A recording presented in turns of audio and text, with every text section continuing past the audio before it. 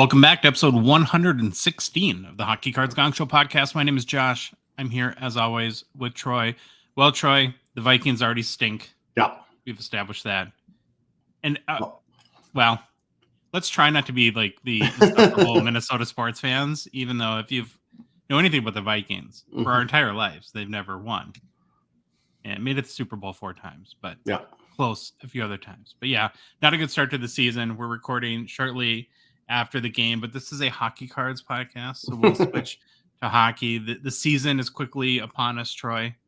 We're like tryouts for all the kids now. We have the rookie showcase, which we'll talk about in a little bit. The preseason or training camps should open pretty soon, don't they? Yeah, they should be opening in the next. They do that rookie showcase, and it's like a couple weeks, and it's time to go. Yeah. Well, we got a big show for you today.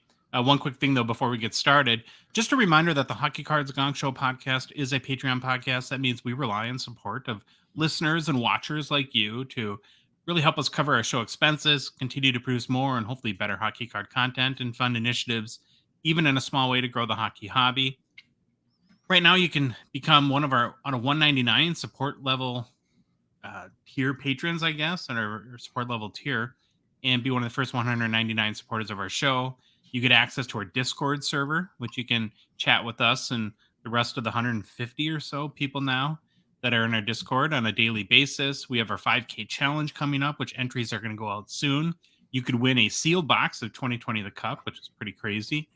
We have stuff like hockey fantasy leagues happening there. And so we think it's a lot of fun. We learn a lot from the people in the group. And hey, it helps support our show and keep it going. It's really easy to support us. All you got to do is go to our website, hockeycardsgongshow.com, click on the Become a Patron link at the top of the page. Or if you want to, just go to the Patreon website at patreon.com and search for Hockey Cards Gong Show. There's a link in the show description for whatever podcast app or YouTube, I guess, if you're watching us there, that goes right to our Patreon. And finally, in our Instagram and TikTok profiles, there's a link in our link tree.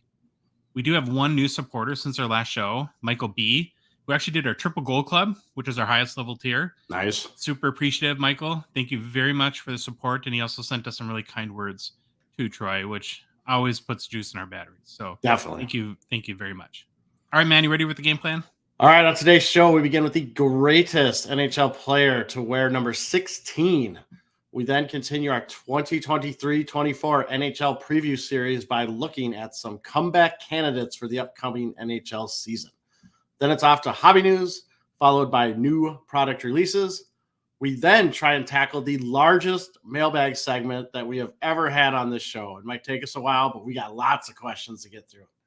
Last time I checked, Josh, you might have added some more, but there was 25 questions when I checked last time. It's crazy. We'll see what it's at the end of the show. We end the show with personal pickups, maybe. All right, Josh. We are on episode 116. The greatest NHL player to wear number 16 per the Hockey Writers' greatest NHL player to wear each number article is Brett Hall. This guy. I like Brett Hall. What is he wearing? It's like an outdoor alumni game outfit. It looks fantastic. Yeah, because he looks old there. He looks really old. So I'm like, that is not a young Brett Hall.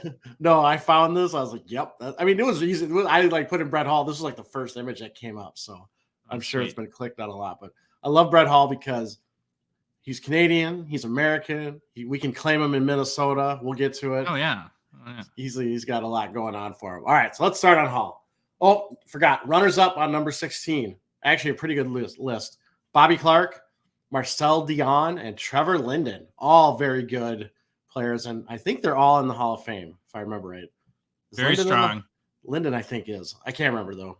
If he's not, please don't email me. I'll look it up after the show. Okay, so if it was not Brett Hall, do you give it to Bobby Clarke or Marcel Dion?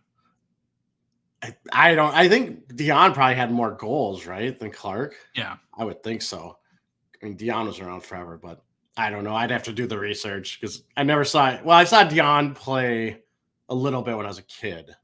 Sure. But never saw Bobby Clarke. Trevor Linden, it was Vancouver. No. I never watched Vancouver. Yeah. So, all right.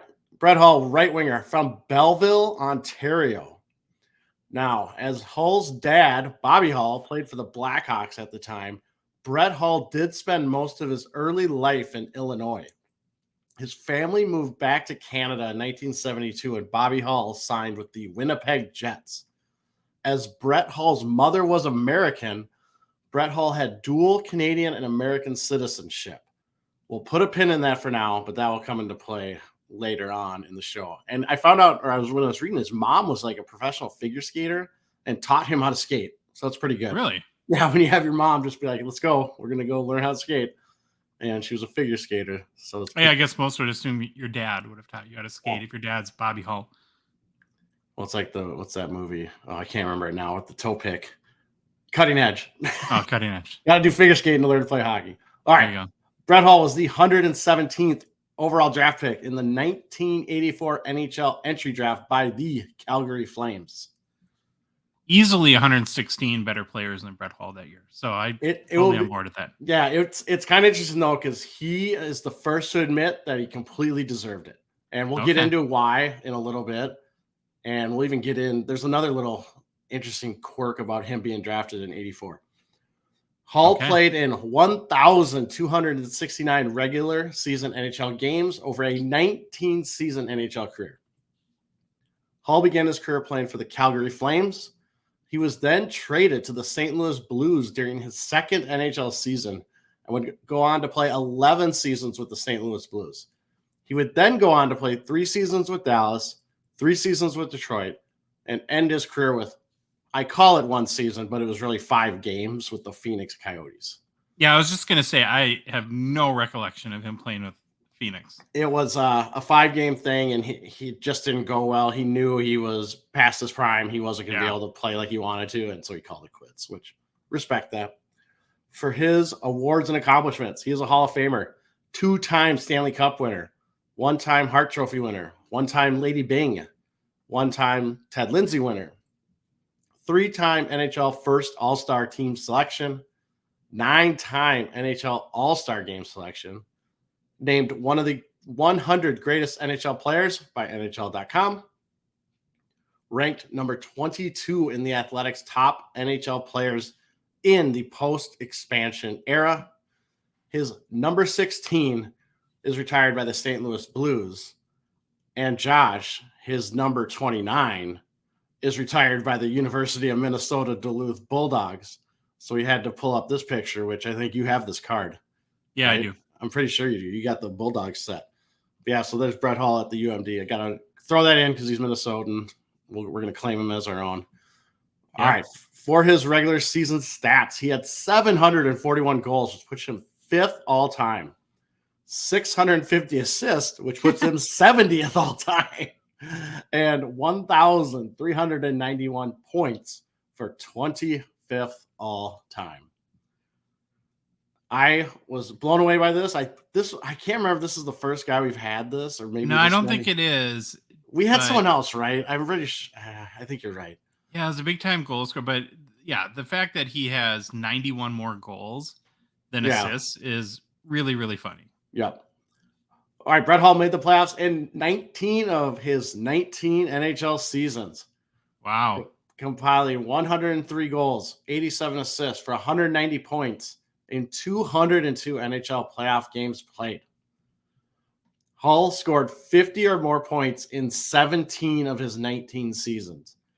In addition, he had 4 straight seasons of 100-plus points. Hull scored 24 or more goals for 17 consecutive seasons. He scored 40 or more 8 times, and he scored 30 or more 13 times. So what's that tell you? The man could snipe. He was a prolific goal scorer. Best season of his NHL career from a point standpoint was his 1990-91 season, where Hull had 86 goals, 45 assists, for 131 points in 78 games played. 86 goals is no joke. No, I think it's 3rd all time in a season, if I remember right. And I think again, he only had 45 assists. I mean, imagine if he had like normal goals to assist ratio, how many points he would have had that year. Yeah, it's kind of nutty, but I love it. I love it. All right, Josh. Hull was known as an elite sniper. He was one of those players that was an elite scorer at all levels that he played at. In college at UMD, he scored 42 goals during the 1985-86 season, which is a huge amount for a college player. He would then go on to score 50 goals the next season in the AHL. However, Hull himself has admitted that he was a pudgy, fun-loving, music-crazed bum during his youth, and this caused him to be passed over for 2 years during his NHL draft-eligible years, as teams were not convinced that Hull had the commitment to improve his conditioning and that he had the work ethic needed to improve his game overall. So he could have been drafted in 82. Wow. But they passed over him for 2 years, and he says rightfully so. He was pudgy. He didn't work that hard, and we'll get into that a little bit coming up. Do you think though that was like the silver spoon kind of thing, where you're the son of an NHL star and you just expect the world to be given to you and not have to earn it, kind of thing? Yeah, and he's one of those guys that he could shoot, right? He could shoot and score. But he didn't do anything else. He didn't back check. His skating was bad.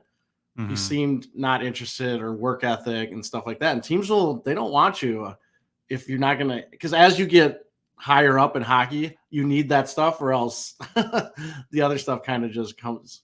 It's very hard to be successful with just one thing in the NHL. It's a 200-foot game. 200-foot game. All right. So Josh, he was, he said he's pudgy, he's fun loving, all that stuff. So he goes to the University of Minnesota Duluth. And while he was there, the coaches and himself really began to focus his effort on his skating. It started to improve. He did work on his conditioning, which then, guess what, led to interest from NHL teams. Again, because he scored, 42 goals. But then he's starting to put this other elements together in his game, and now he's getting interest. And here's the thing, reading about Hull, it just seems like it's just dogged him his whole career. He did improve his skating, but you read anything about him in his career during various times, they still call out he was a poor skater. His conditioning was terrible. Inattentiveness to the defensive aspects of the games. Coaches would even call him out. However, he did improve on them a little bit when he first came into the league. But I think the attentiveness to defense always plagued him. Sure. And you can go and watch YouTube videos. He kind of would he reminded me of Ovechkin a little bit, where he just kind of gingerly come down the play, get open. You know where he's going to be, but for some reason, no one would cover him. And you just rip off a snipe and score. But at least Ovi will go and truck. Ovi will go kill you. Yeah, he'll go crush you if he wants. Maybe that's more on the power play, where Ovi just kind of hangs out. But sure. Yeah, so Hull, great player. He's always going to be kind of pegged for those things that kind of followed him his whole career. In addition to that, Hull was also known for being very outspoken during his career, whether it be ripping on his own fans after they booed Adam Oates, or criticizing the NHL and Gary Bettman for allowing the clutch and grab play of the late 90s. And he went hard after Bettman for not changing the rules on the clutch and grab. And he was basically said, why would we expect any fan to pay whatever amount of money when you have Mario Lemieux retiring and basically saying it's just clutch and grab? He can't do it anymore because everyone grabs him and slows him down. So it's really interesting to see his quotes and his thought on that. After his playing career, actually, this is more recent. Hull was hired in 2022 by the St. Louis Blues as their executive vice president for business development. However, I went on the Blues front office site on their website, and I couldn't find it. I couldn't find him. So I don't know if he's still there or something happened or what. So I try to verify these things, but I couldn't find if he was still in the front office, or maybe I just missed it. Do you think sometimes teams hire these guys to keep them close to the program, throw them $150,000 a year or something like that? And I mean, do you really think he's working on business development 9 to 5 Monday through Friday for the St. Louis Blues? I really doubt it. Maybe business development, he goes meet sponsors, shake some hands. Probably. I mean, that's probably it. You go to a cocktail hour and shake their hand and ask them to donate money. But I don't think he's filing TPS reports. No. So previously, before this announcement that he was hired by the Blues, he did hold front office positions with the Stars and he did some work as a studio analyst for NBC in the past. I want to say it was like 2000, I don't know, we'll say 5 to 10 years ago. He did some work for them too. So that's Hall. Great player, scores a ton of goals. But now we got to get to the fun part, the fun and interesting facts, Josh. I am not sure why he wore number 16. I could find nothing, and I searched for way too long on why he wore 16, couldn't find it. But I did find that with Dallas, he started with number 22 because Pat Verbeek had number 16. And with Detroit, Hull refused to wear number 16 out of respect for Vladimir Konstantinov. And if people don't remember him, he was the all-star defenseman, I believe, for the Red Wings, who was in a limo accident and is basically confined to a wheelchair, had some brain injuries. And I don't think they said, when I was reading it, no one's worn 16 in Detroit since Konstantinov. And Hull wasn't about to break that. Wasn't Bobby's number 6? Am I going to make myself sound like an idiot there? I'm trying to recall. Bobby Hull? I think he was 16, wasn't he? Or is he 6? No, he was 6. I think you're 6. Yeah. I think you're right. No, Bobby Hull switched from number 16 to number 9. Okay. Well, there was when Bobby Hull played for Winnipeg, I can't remember what number it was, but when Brett Hull went to Arizona, Phoenix actually they moved from Winnipeg, if I remember right, or they I think that's how it went, and they retired. Bobby Hull's number, I think, was retired, and Bobby Hull actually had them unretire it so Brett Hull could wear it. And I can't remember what number it was because so it has to be tied into his dad's mouth. His dad wore that number 2. Yeah, of course. But we'll get yelled at because I can't remember anything now. My brain's fried.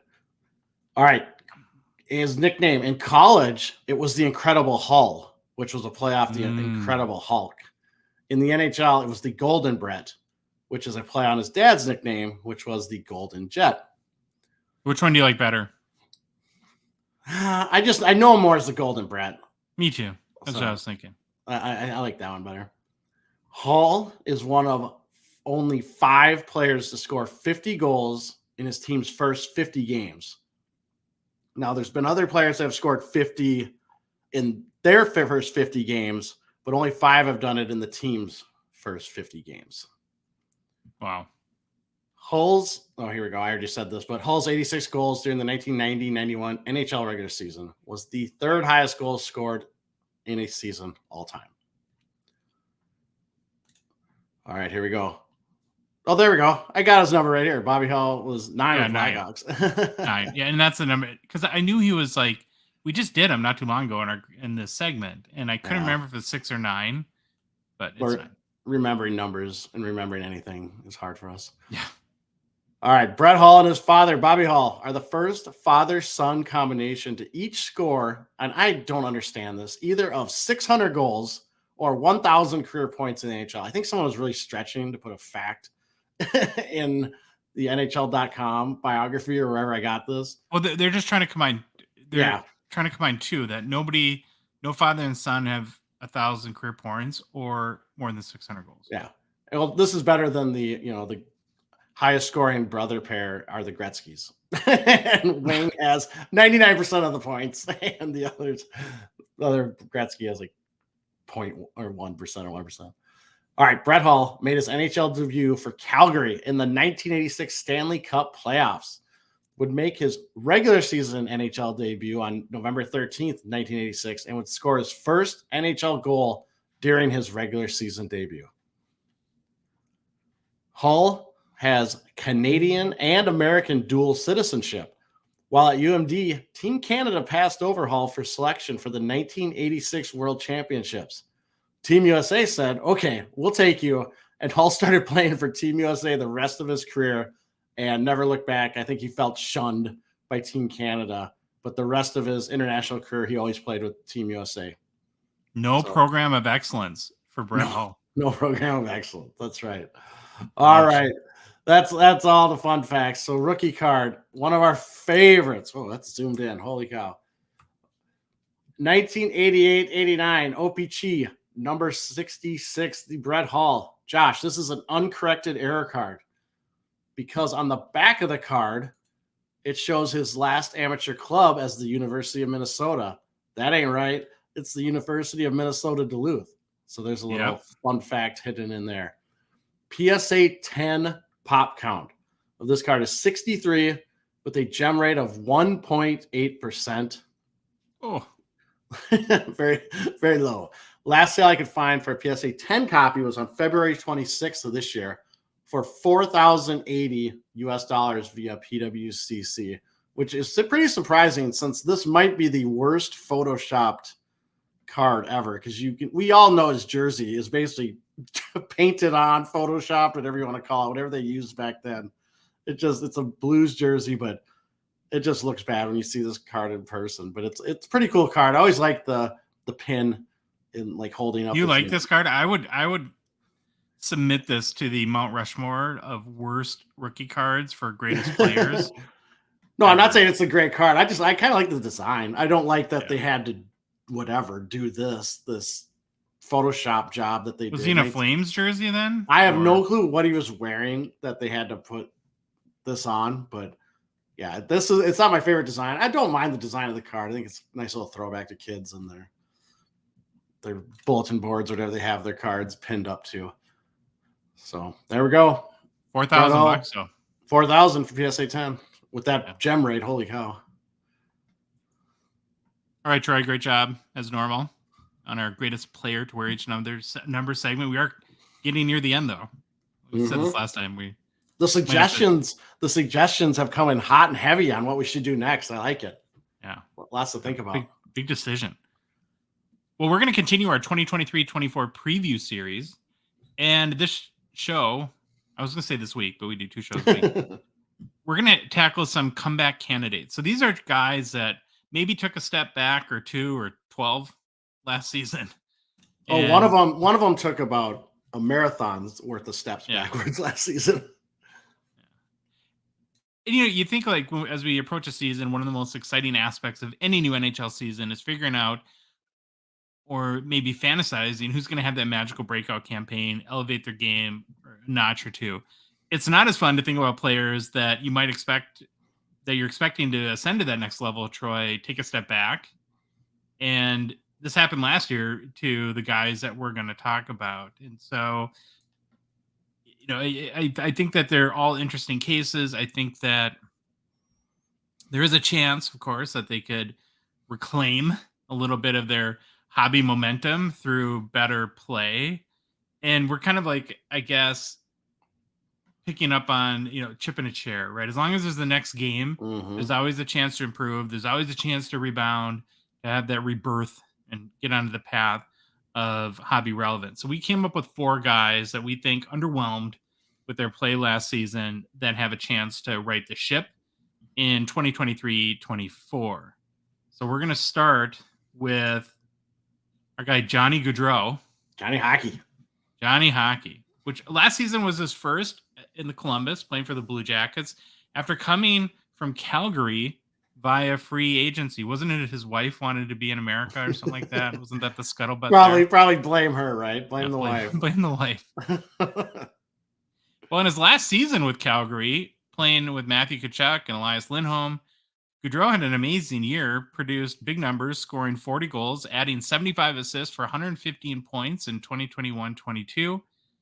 But then playing with the Blue Jackets last year, his production took a pretty sizable drop, scoring only 21 goals with 53 assists for 74 points. So going from 115 points to 74, that's almost 50% less goals, Troy, and a 36% drop in points. I think many would point to the reality that he did move to a team that did not have the same talent that he played with in Calgary, and that could maybe explain some of his production drop. I don't know. What else would you explain? New scenery, new town? Yeah, there's just a lot going on. Expectations were huge. A lot of hype for him coming in, trying to live up to his previous season. And it's not I hate saying this, but it's like I didn't even watch that much of him because Columbus just is never on TV, and I never went out of my way to find a Columbus game.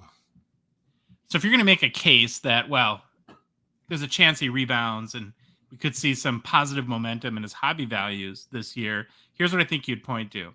He's still in his prime, right? 30 years old. You think he'd be more comfortable now in Columbus after one season there. They have a new coach, Mike Babcock, who's known to be more demanding, a lot more demanding. And there are thoughts out there that Gaudreau is better when pushed. And I was kind of really interested in that because I don't know, like, I haven't followed Gaudreau super closely. I never, I don't want to watch a lot of Flames games. Just like you, don't watch a ton of Blue Jackets games. But haven't you heard these like Gaudreau is lazy kind of references quite a bit or like he plays in a contract year and then takes a step backward, that sort of thing. Have you heard those kind of rumors? I haven't, but it's just I haven't followed him enough. But to me, it's crazy. Mike Babcock, he's a great coach for results, but from all the back rumors, or not the backroom stuff, he's kind of a horrible person at times.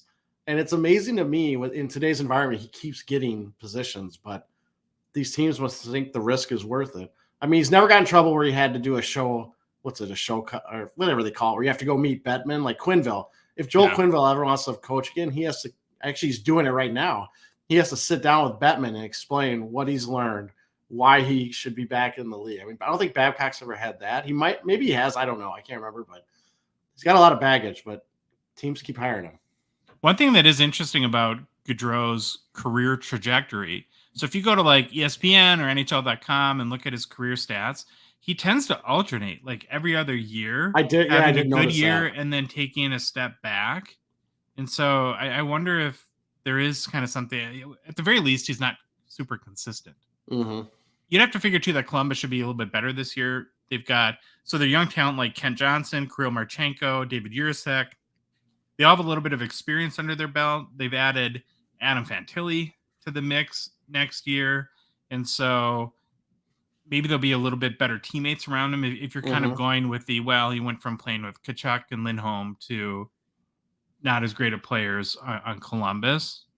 And so to me, those are the reasons, if you're going to convince yourself why he's going to do better this year, that would be the case. Now, that being said, when you're looking at his hobby values, it is still Columbus, very low visibility, not a lot of fans outside of that immediate area. And like you said, you don't see them on national TV very often. So it's going to be probably a little bit harder to see him play. So when it comes to Gaudreau, where are you at with, you think is he in a contract here? No. I think he signed a new contract with. They signed it. So I'm gonna say he scores more points, but I don't think he gets back to that 115 level. I don't think I think a lot would have to go right for him to get there, but can he get to 95? Yeah, I hope so. I think they're going to be got some exciting pieces for that team. Just got to kind of put together and start gelling. Johnny Gaudreau is a 2014 Young Gun. His PSA 10, relatively low pop of 469 with a 65% gem rate, lasts over $88 US. So it's down pretty big in the past year, Troy, 46%. And down 16% in the past 6 months. So that's with all these guys, what you're going to see is they're in buy low territory right now. So if any of them do put it back together or have a little bit of a surge this year, there could be some flip opportunities right now because that's pretty low pricing. All right, the next one is the big one. Yeah, that's our guy Jonathan Huberdeau. 2022-23, Troy, was a record-setting year for our guy Jonathan. Just not quite the record you want to set. So his point total decreased from 2021-22, Troy, was the largest single season step back in NHL history. Last season, in his first season in Calgary, after being traded along with Mackenzie Weegar for Matthew Tkachuk, and after signing the biggest contract in Flames history, that will pay him $10.5 million per year, Huberdeau scored 15 goals, 40 assists for 55 points. The prior season, he had 30 goals, 85 assists for 115 points for the President Trophy winning Florida Panthers. So that's a 60-point drop in 1 year. And it's not like he played less games. I think he played one less game. Actually, that was the first thing I ever looked at when I saw that drop was to see how many games played. I was like, maybe he got injured. Maybe something happened. Nope. He's one less game. He's played 79 games and got 55 points, that's crazy, that drop off. Not a good start in Calgary. No. Now, there was a lot going on in the situation. First and foremost, if you paid attention, were fans of Florida or Calgary last summer when the trade went down, he genuinely seemed to be really shocked and saddened by the trade. Like, he was not very excited to go to Calgary. I'm sure he's adjusted now and he appreciates being the fans and all that. But, he was the captain, right, of Florida, or was Barkov the captain? I'll say Barkov was a captain, but I have no clue. Well, he was a leader. Let's say he was a leader on the team. And he just genuinely seemed shocked to go there. And then there was the question of the whole Daryl Sutter. Why is my brain not working right now? Yeah, it's I'm melting down. It's the opposite of wherever Ryan Suter, so it's Daryl Sutter. Daryl Sutter. There you go. In both his personality and system, whether Huberdeau would be a good fit, and the question was definitively answered that he was not a good fit in that system. And then I think you got to look at the whole culture, vibe, chemistry, and system that Calgary played under last year was a total dumpster fire. Sutter got fired, and it just was not a good situation at all. So, and I think like that's where this case for Huberdeau having a rebound really starts this next season. They've hired Ryan Huska as their new coach. You would hope. I mean, well, can it get any worse from like a culture and environment perspective? I doubt it. That there would be some improvements there. Maybe he's a little more comfortable in the city. You would assume that given he is their highest paid player, that they're going to implement Sutter is the type of guy where kind of like Jacques Lemaire, right? Here's my system. You fit it. you where figure it out. In modern sports, you design your approach typically around the skills and abilities of the talent you have. Yeah. Now, do we think Huberdeau is going to get back to 115 points? Probably not, but I don't know. Just kind of like with Gaudreau, we were saying a minute ago, could 80 or 90 be more reasonable? Now, do you think there's more upside for Huberdeau, or are you kind of putting him in that same Gaudreau? Man, I would put more upside in Huberdeau just for the fact he better come into the season ticked off, because that's not a wreck. Maybe he wants to now have the highest jump ever in points from a previous season, because having that record from 115 to 55, whatever that drop was that you said, was it 65% or something? That is just crazy. And I would think Huberdeau would come into the season pretty ticked off. Plus, he's got the whole new coaching that seems to mesh more with his style. So I would look for bigger upside from Huberdeau. My biggest question mark is the team. It seems like anyone and everyone wanted out after last year. And so how quickly can they rebuild the relationships and the trust and make it a fun place to be and play? I think that'll factor a lot into it. Well, Jonathan Huberdeau is a 2013 young gun. His PSA 10 pop 561 is a 70% gem rate. Holy smokes. Sold for $76 US on August 31st. Troy, that's down 61% in the past year. So, well, hey, the value of his young guns is down about the same as production was. So at least there's a relationship there. Has made a little bit of a comeback over the past 6 months, though, Troy. Over that period, it is up about 16%. Yeah, because everyone's like, there's no way he can be that bad again. He's definitely going to have more points, or he's going to look like he's making a comeback. Okay, so we started with two more of the veteran type guys. The next two that we're going to go with, first is Alex Newhook, who I think you could pretty easily make the argument had the most disappointing season last year for a young prospect. So the stars were all aligned for Newhook coming into 2022-23 to take a big step forward, right? The Avalanche are coming off a Stanley Cup win. And what happens, and every time in one of those cases, you're going to lose key, because you win the Stanley Cup and your key players want to get paid. Yeah. So you're going to lose guys. They lost Kadri, and there was a big, giant spot open, I think, as second line center for the team. And the hope was that Newhook was going to come up and take that spot and run with it, because he had a pretty good year in 2021-22, where he had 13 goals, 20 assists, 33 points, and 71 games played. Young guy, 22 years old, 16th overall pick in 2019, so pretty fresh out of the draft. Things did not go exactly to plan. In 82 games played, he had 14 goals, 16 assists for 30 points. So took a little bit of a step backwards almost, and definitely not that big step forward.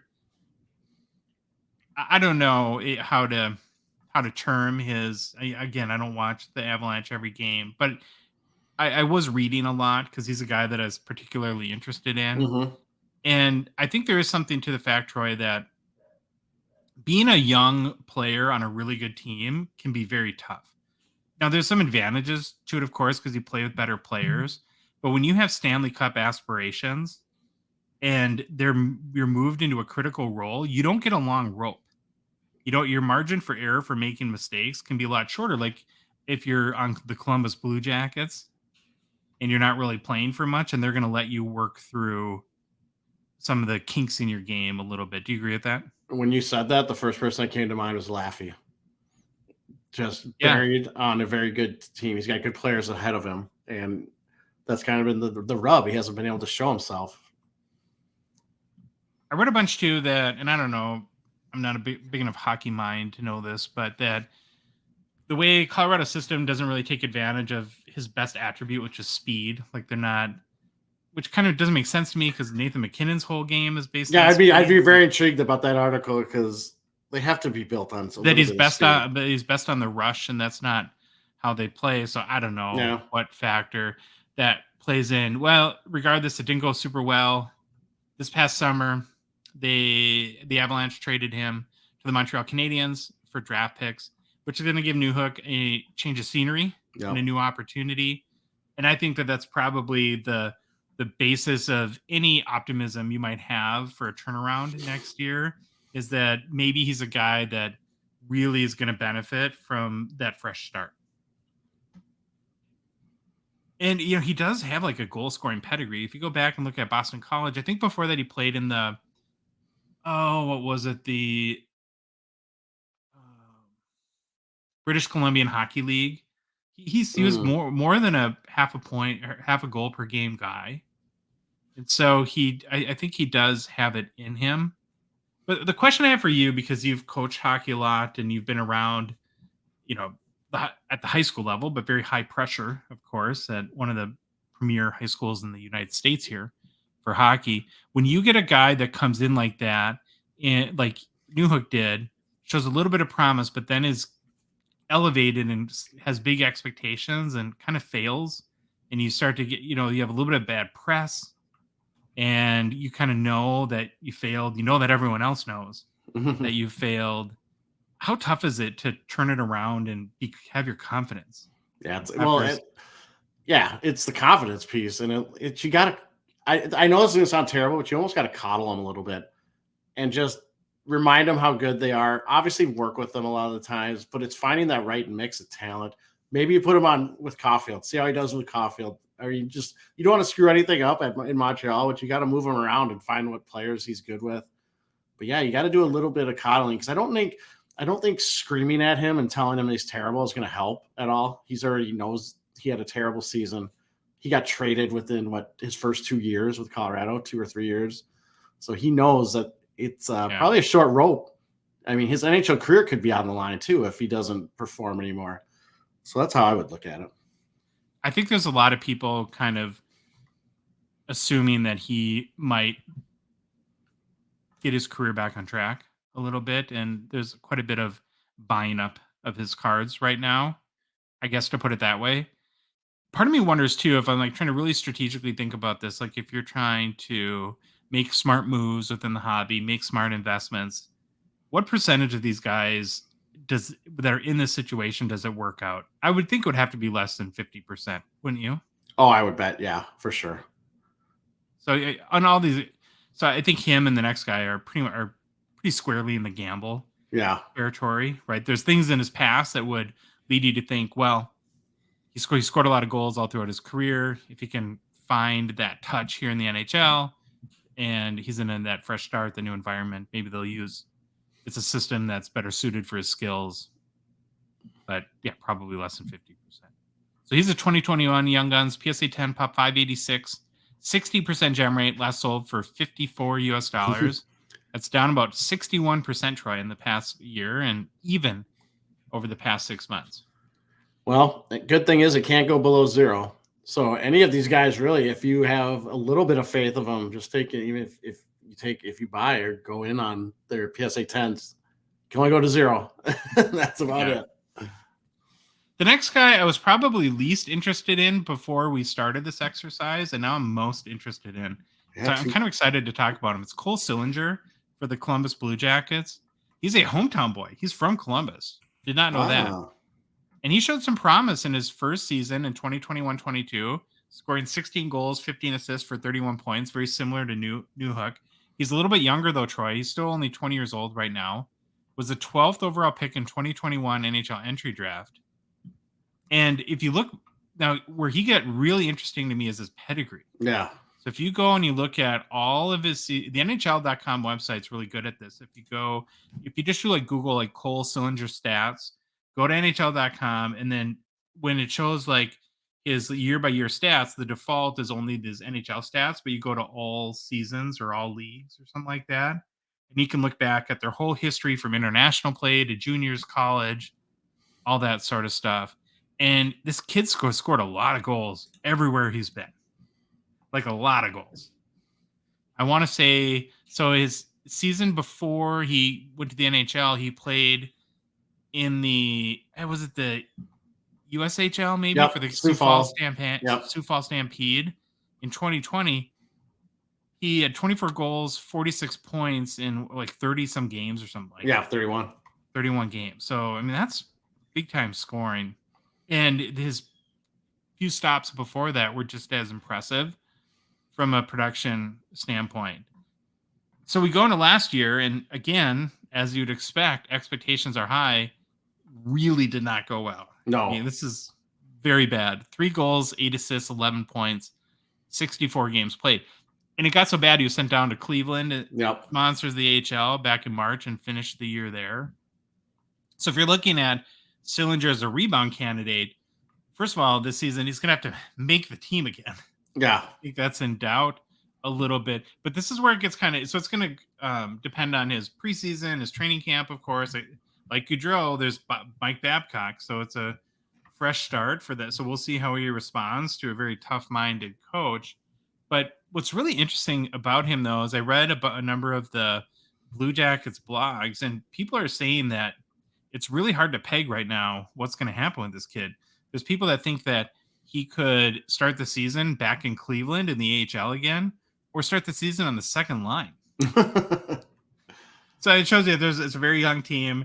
Hardly any position is settled. There's a lot of opportunity.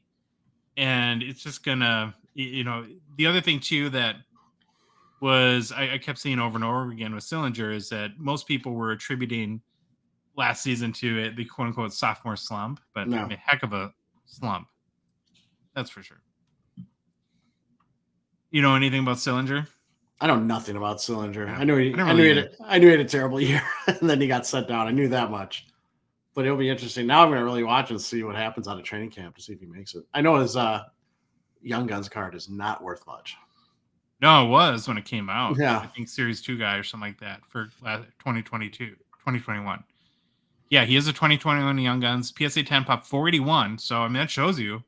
Yeah. 500 PSA 10, 65% gem rate. Last sold for $31 US on September 9th, which is basically the grading cost at that time, probably. Down 69% in the past year and 10% down over the past 6 months. So these were our candidates. We also did an Instagram poll this weekend and almost had 300 votes, which is kind of crazy. So we asked you guys, okay, who's most likely to have the biggest comeback in 2022-23? And overwhelmingly, the winner was Huberdeau with 37% of the vote. Then Newhook, which kind of shows the momentum people have for Newhook. Goudreau came in third, and then Sillinger fourth. I wonder if Sillinger people just think he was either that bad or there's just not a lot of awareness about his situation there. So all these guys are super cheap. You do your own research. if any of them are interesting to you and you want to place a bet on any of them, you can. I would probably lean more personally to like the younger guys because even though you're really depending with Huberdeau and Gaudreau for them to have kind of a hot start where you could flip and make 20-30%, something like that on some of their cards. On the last thing I want to mention too is that if you guys think we missed a big comeback candidate, message us on social media. Let us know. We'd love to hear your thoughts on that. All right, Troy, we're going to make a quick Slab Sharks mention, who, of course, is a sponsor of our show. Thank them very much for their support. The current Slab Sharks weekly eBay auction is live. Head to slabsharks.com for a link to the auction. So on Saturday morning, I checked out the cards like I normally do. And I always expect to see good cards. We talk about all the time. They have good cards in their auction. Yeah. I already knew that they have the McDavid Young Guns Black Label in this week's auction, which is nutty because that is a ridiculous card. But when I saw the other cards, my head almost exploded. Now, you're going to say, you always say the cards are good, Josh. I do. But because they are. But this week is to a whole nother level. No. Like my head was like 87% exploded. This auction, Troy, is completely ridiculous. I'm telling you all, you got to go check it out. But I'll mention just a couple that stood out to me. So we start with the big boy, the McDavid Young Guns Black Label. One of very few... beautiful, beautiful card, of course. Next, though, a 2009-10 exquisite rookie auto patch flashback, Gordie Howe, out of 25, BGS 910, game-used jersey swatch, of course. Beautiful auto. How do I say this delicately? And I don't mean to be any offensive, but as Gordie got to the end of his life, like you'd expect, he was an older man. He lived a long time. His autograph got pretty shaky. Yeah. This is still a really beautiful autograph. And we talked about, was it the Mario Lemieux that might be in the PWCC auction this week?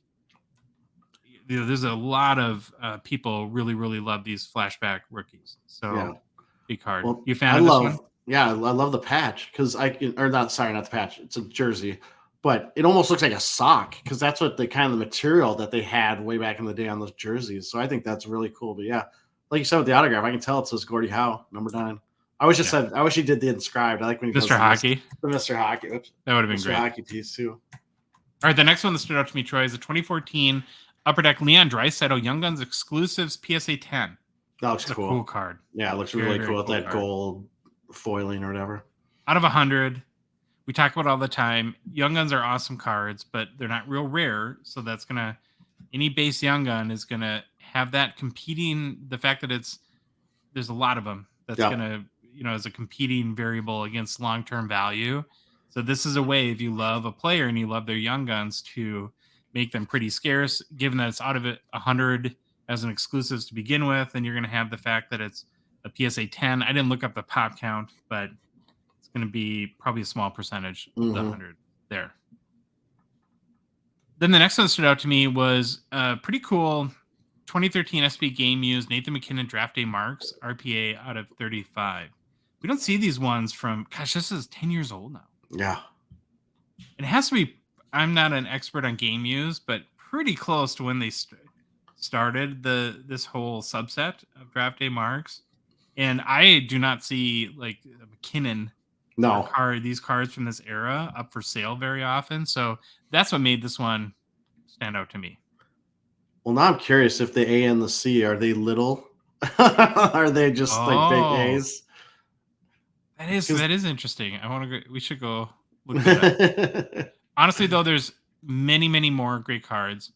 Go to slabsharks.com, get a link to the auction, check it out. You will not be disappointed. And if you're a Canadian hockey card collector and are looking to join what looks like a lot of others are, for an easy and effective way to sell some of your cards on eBay, Troy and I would strongly recommend Slab Sharks for their eBay consignment services. They have, of course, very popular weekly auctions, and then they do all the work, which is a match made in heaven to me, Troy. So again, visit slabsharks.com for complete consignment information, including payout rates, and to get started listing your cards with them today. Happy news.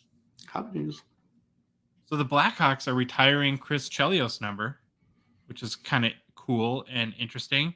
They're going to retire his number 7 on February 25th, 2024, when Chicago takes on Detroit. My first question, and I have a lot about this, is do you think they should just go ahead and retire Bedard's number that night too? Just, make it more efficient and convenient. Will he have done enough by then? I don't know. After the quotes I read about the rookie showcase, my God, I feel like Bedard, like everything I'm reading, he should score 200 points. It's crazy. Yeah, how many of the other rookies asked for his autograph? That's what I want. Maybe they could do Chelios' number retire Bedard's number, and Bedard's Hall of Fame ceremony on the same night. Yeah. So it's kind of cool. I don't know if you saw this about how Chelios found out his number is getting retired. I guess he's really good friends with Pearl Jam's lead singer Eddie Vedder. And last Thursday, Pearl Jam was in Chicago at the United Center for a concert, and they brought him on stage. And Eddie was the one that informed him that his number was going to be that's pretty cool. Retired. I really like that part of the story. So Chelios Troy played 26 seasons in the NHL, 9 of them with the Blackhawks. His 26 seasons ties him with Gordie Howe for the most in NHL history. He did win 3 Stanley Cups, but none with Chicago, 1 with Montreal, and 2 in Detroit.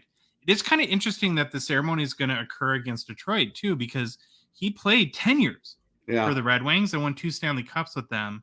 Yet the Blackhawks are retiring his number. No, he's good at the Blackhawks, too. He did win the Norris Trophy 3 times, once in 89, 93, 96. At 89, I think he was still with Montreal for sure at that point, I believe. But at least one, I think the last 2 were at the Blackhawks, if I'm correct. He was inducted into the Hockey Hall of Fame in 2013. Over his career, Troy played 1,651 games, 8th in most in NHL history. 266 playoff games is the most in NHL history. And Chelios' rookie card is a 1984 OPG. It's card 259. PSA 10 has a pop of 68, 4% gem rate. All-time high sale was $1,800 US in November 2021. Last sale was $1,200 US in July. Is this an honor that you think he's deserving of? I don't know. He was a great player. I'm not going to say he's not deserving of the honor.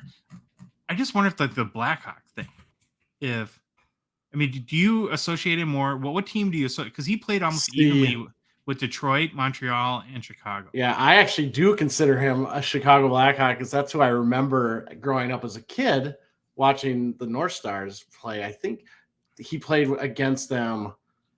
It would have been at when did the North Stars leave? 95, 94? Does that sound right?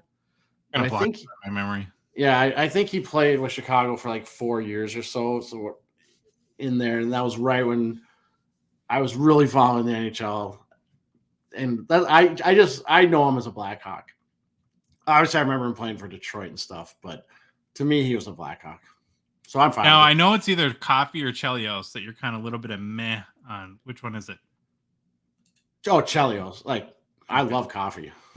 Okay. Yeah, Chelios, part of me is just, I know he's a great player. He won Norris trophies, don't get me wrong, but it's like, part of me thinks all his points are just longevity. He didn't score a lot. His goals, I'm looking right now, the highest point or the highest goals he ever had in the season was 20. He had a couple hundred goals, but he played defense. Yeah. Different era. Different era style. I get it. Yeah, 185 goals, 763 assists for 948 points. So he was a little more than a half a point per game guy over this is where it's unfair to hold him to the standard. Every D has got to be an offensive D. That's not how it works. So I was having this kind of like comedic fantasy, whatever that means, where of like watching his number retirement ceremony on TV, and the TV cameras just showing Connor Bedard watching the ceremony, not even showing Chris Chelios. Yeah. All right. We'll move on. All right. Want to take a quick look because there is some interesting data in the August grading recap from GemRate.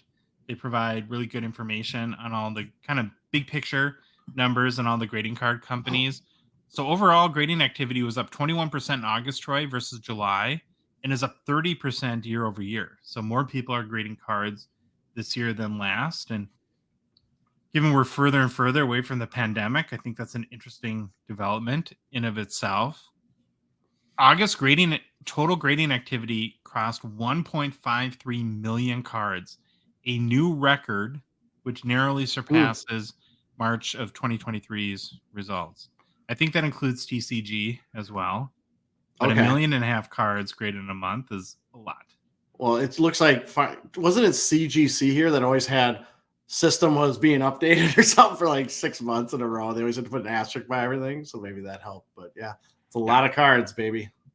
A lot of cards. So PSA graded 1.23 million cards, up 18% versus July. They're up 38% year over year.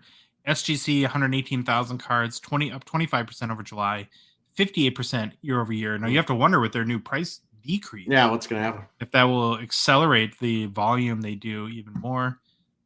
CGC graded 106,000 cards, up 52% July, down 38% year over year. I don't know if that has to do with their whole change and how things are reported. Yeah.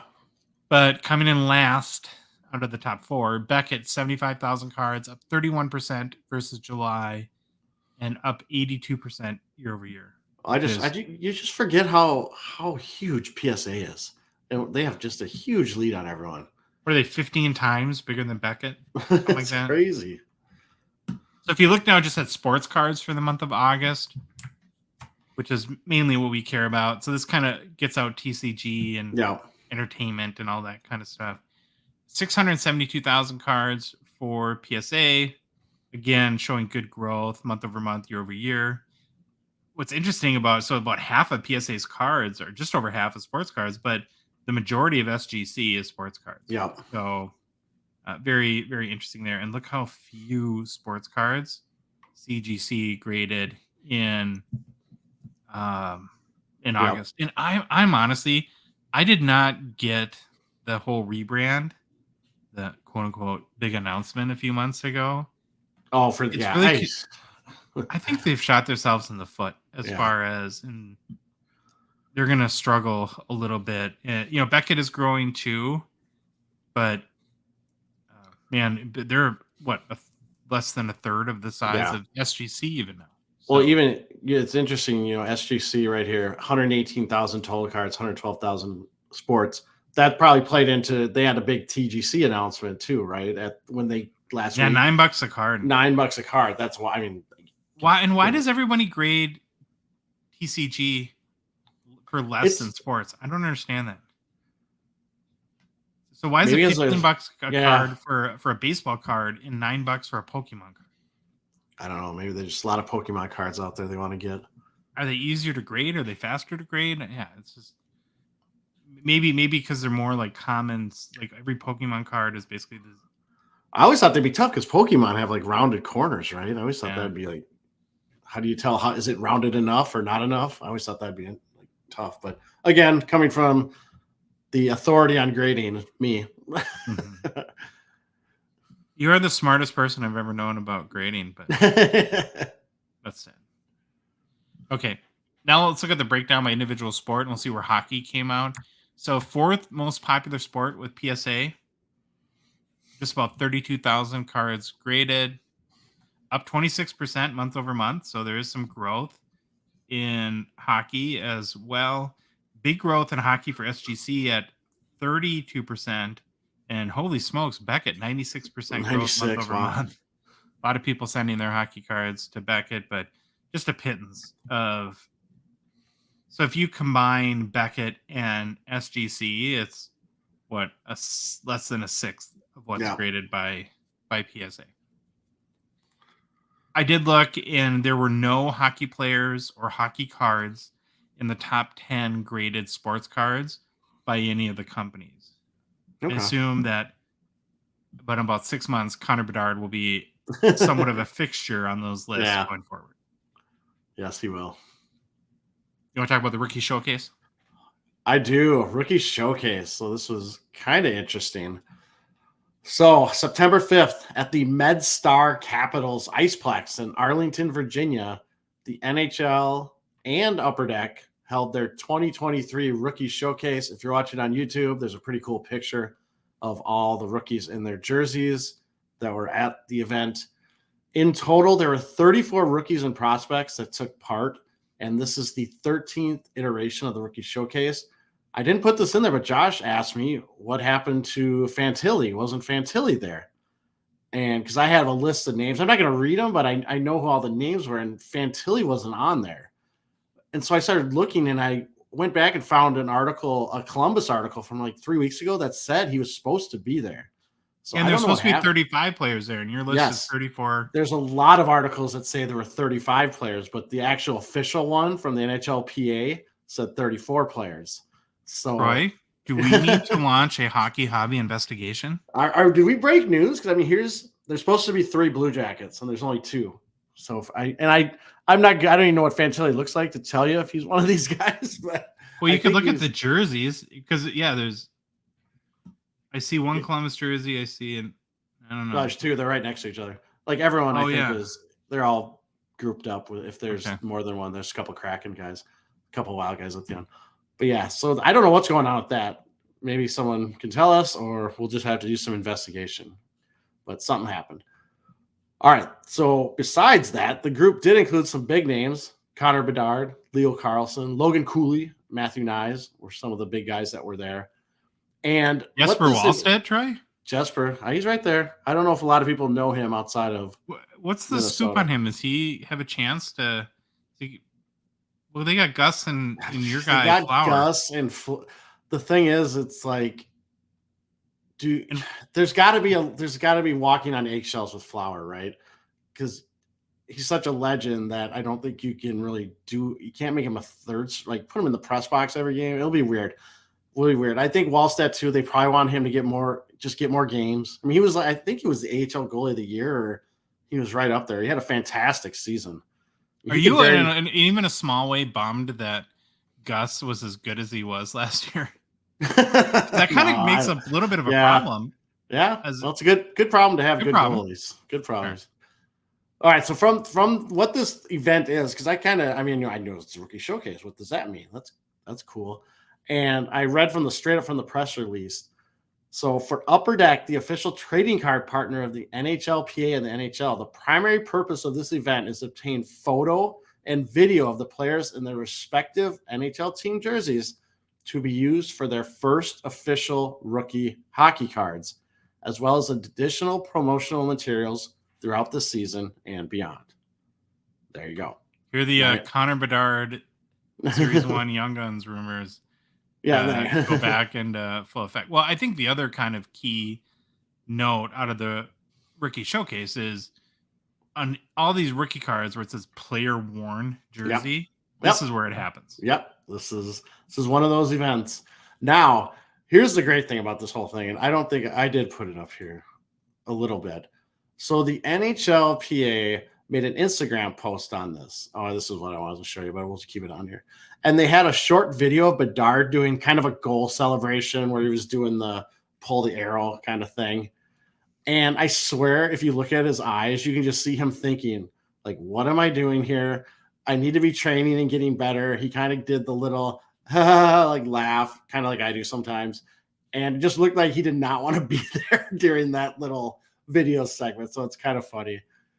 But they did have a quote from Bedard saying, growing up, I was a big card guy. I loved opening packs and stuff. So I think that would be cool. And he was kind of talking about pulling his own card. Like Bedard at times doesn't realize he's very cautious about what he says.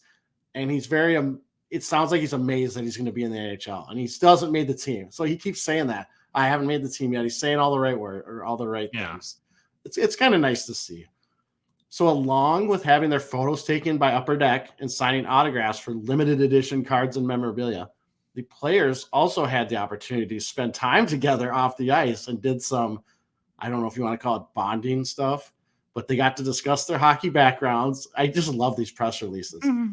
And it's like, you know what? I want the old days where they all hated each other and they probably had 10 fights break out. Do they do trust falls with each other? Trust falls, just let them go. Oh, sorry. They all go to Chuck E. Cheese. Yeah, so there's that. They also EA Sports was also there, and they also did work with them on some of the stuff for EA. And then they had I love how they had a light scrimmage session as well, which means they just dinked around probably on the ice because no one's going to go out and get hurt. That'd be the end of this rookie showcase real quick if they went crazy. But did you hear about Bedard's EA rating in NHL 24? What's it, like 500?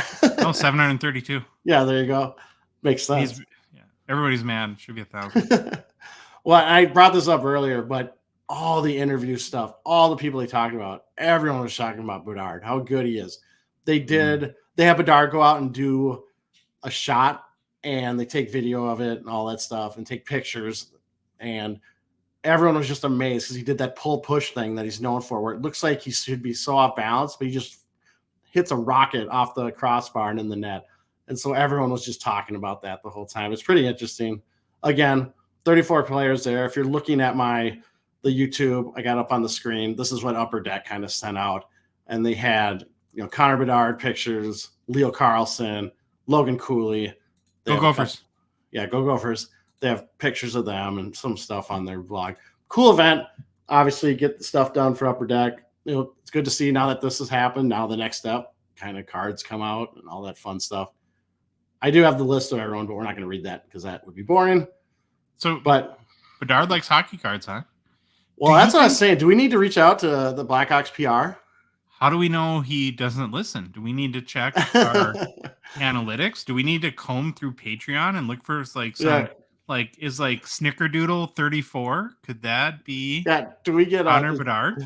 Do we get IP addresses of our listeners so we can see if it's coming from the United Center? You should probably come on the show and talk about.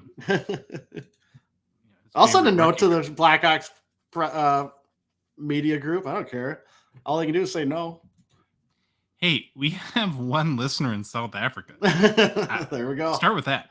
Yep. Because I think that will get their attention really quick. All right. Anything else on the Nope, that's all it was. That's all it is. Just got to figure out what happened to our guy Fantilli. All right, we're going to transition into our stature, value, and collector. Well, our new product releases first, I should say. So we're in this little bit of a lull that's been sort of weird because we went a whole week without a hockey release. But don't worry, on Wednesday, so before our next show, the next release comes out. It's a big one, of course. We've talked about it for the last few shows now. 2021-22 Ultimate Collection. We're going to give our instant reaction for Thursday's show. We'll be getting a box, and I don't know. I can't say I'm really confident right now. If anybody watches our pack opening videos on Instagram, it's been like 20 straight packs with like a $2 card. Do you know, Troy, if they still does Upper Deck put like cards that are worth $10 or more in packs still? I think so. You're gonna pull an Alex Newhook again because you did pull the Alex Newhook exquisite. Now the exquisite RPA, right? Now you're gonna get the Ultimate Collection big card is the shield.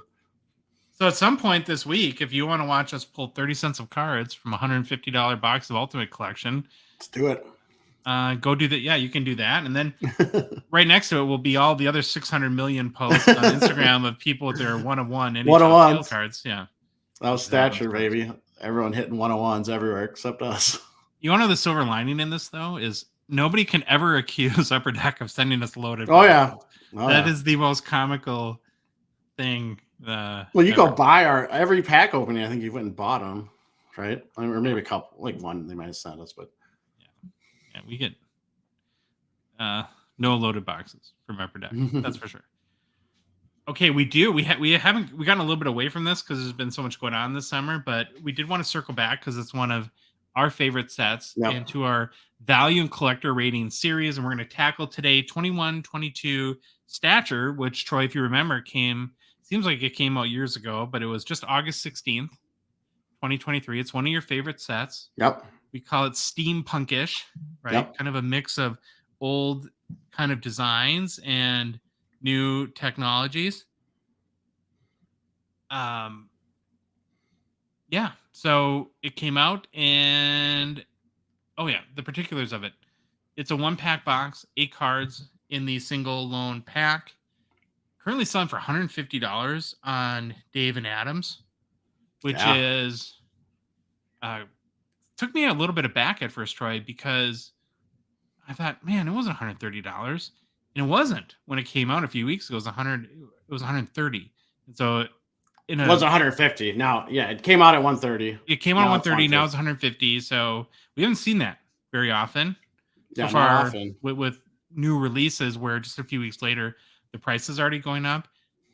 And then I checked Steel City and it's sold out. So I'm like, whoa, this has actually been pretty popular. And then for our Canadian friends, I checked Cloud Sanchara. It's currently at 180 Canadian there as well.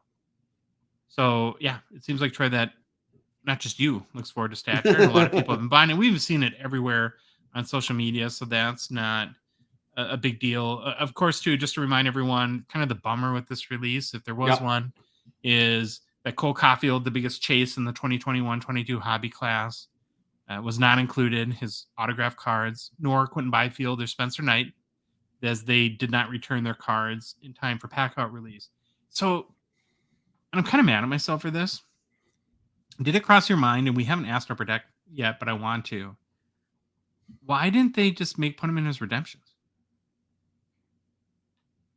Good question. I wonder if it has to do with the contract thing that Billy had said. Yeah, it's either contract or they knew. Yeah, there's something. I bet there's something really goofy with this, or they were just maybe they wanted to get away from redemptions.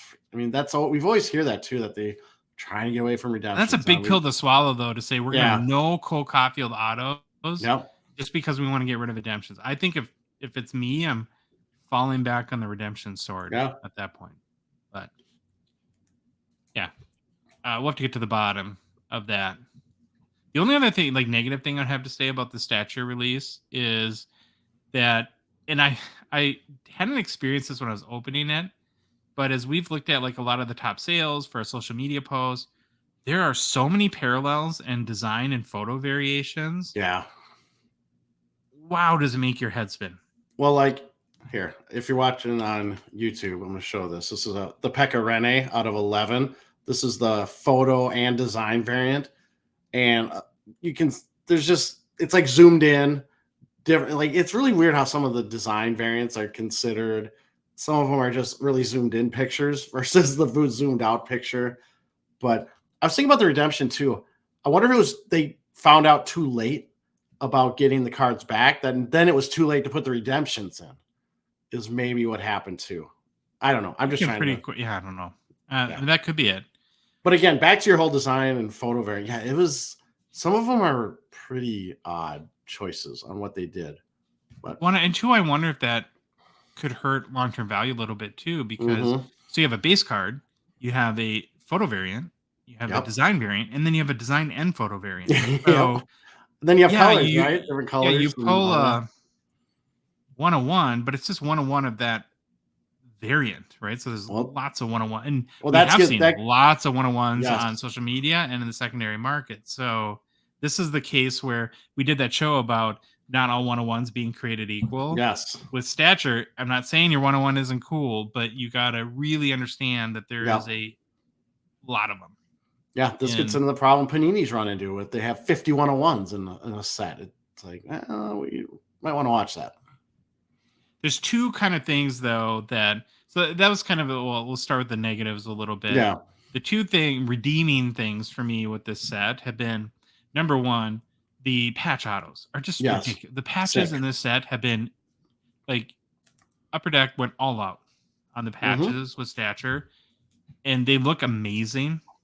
It's kind of weird because I wouldn't maybe have thought until I had seen them that they would look as good as they do because the cards are so bold and colorful. You know, usually you see like cards with beautiful patches are like very much like a minimalist card on a white background, but it just works in Stature for some reason. And then the other thing that I was impressed with in this release is that the quality, particularly the surface quality, to me seems a lot better than it was a pretty big issue in the 2020-2021 release. Agree. Anything else that stood out to you about, before we kind of get into the numbers and our ratings, about this year's Stature? No, I'm like you. The quality, I think, is they upped their game. The patches have been sick. I so love this set. I really do. I'm a bobo for it. I love the cards. I love the thickness of them. I really like the design, the look, the steampunkish kind of vibe. It's absolutely one of my favorite sets. Yeah. Well, in the 3 weeks or so since it came out, Troy, there's been 2,908 total secondary market sales based on Card Ladder sales history. That's not bad. Not bad. For her. So again, it shows there's a lot of collector interest in Stature. And then when you look at the top 5 sales, where a lot of, I shouldn't say a lot, I want to be fair, a decent amount of new product releases will struggle on the secondary market right away. That has not been the case with Stature. So I quickly want to go through sort of the top 5 sales. They're all over $1,000. So a lot of them are the 101s because, like Yep. we said, there's a lot of 101s. But we did a social media post on this one.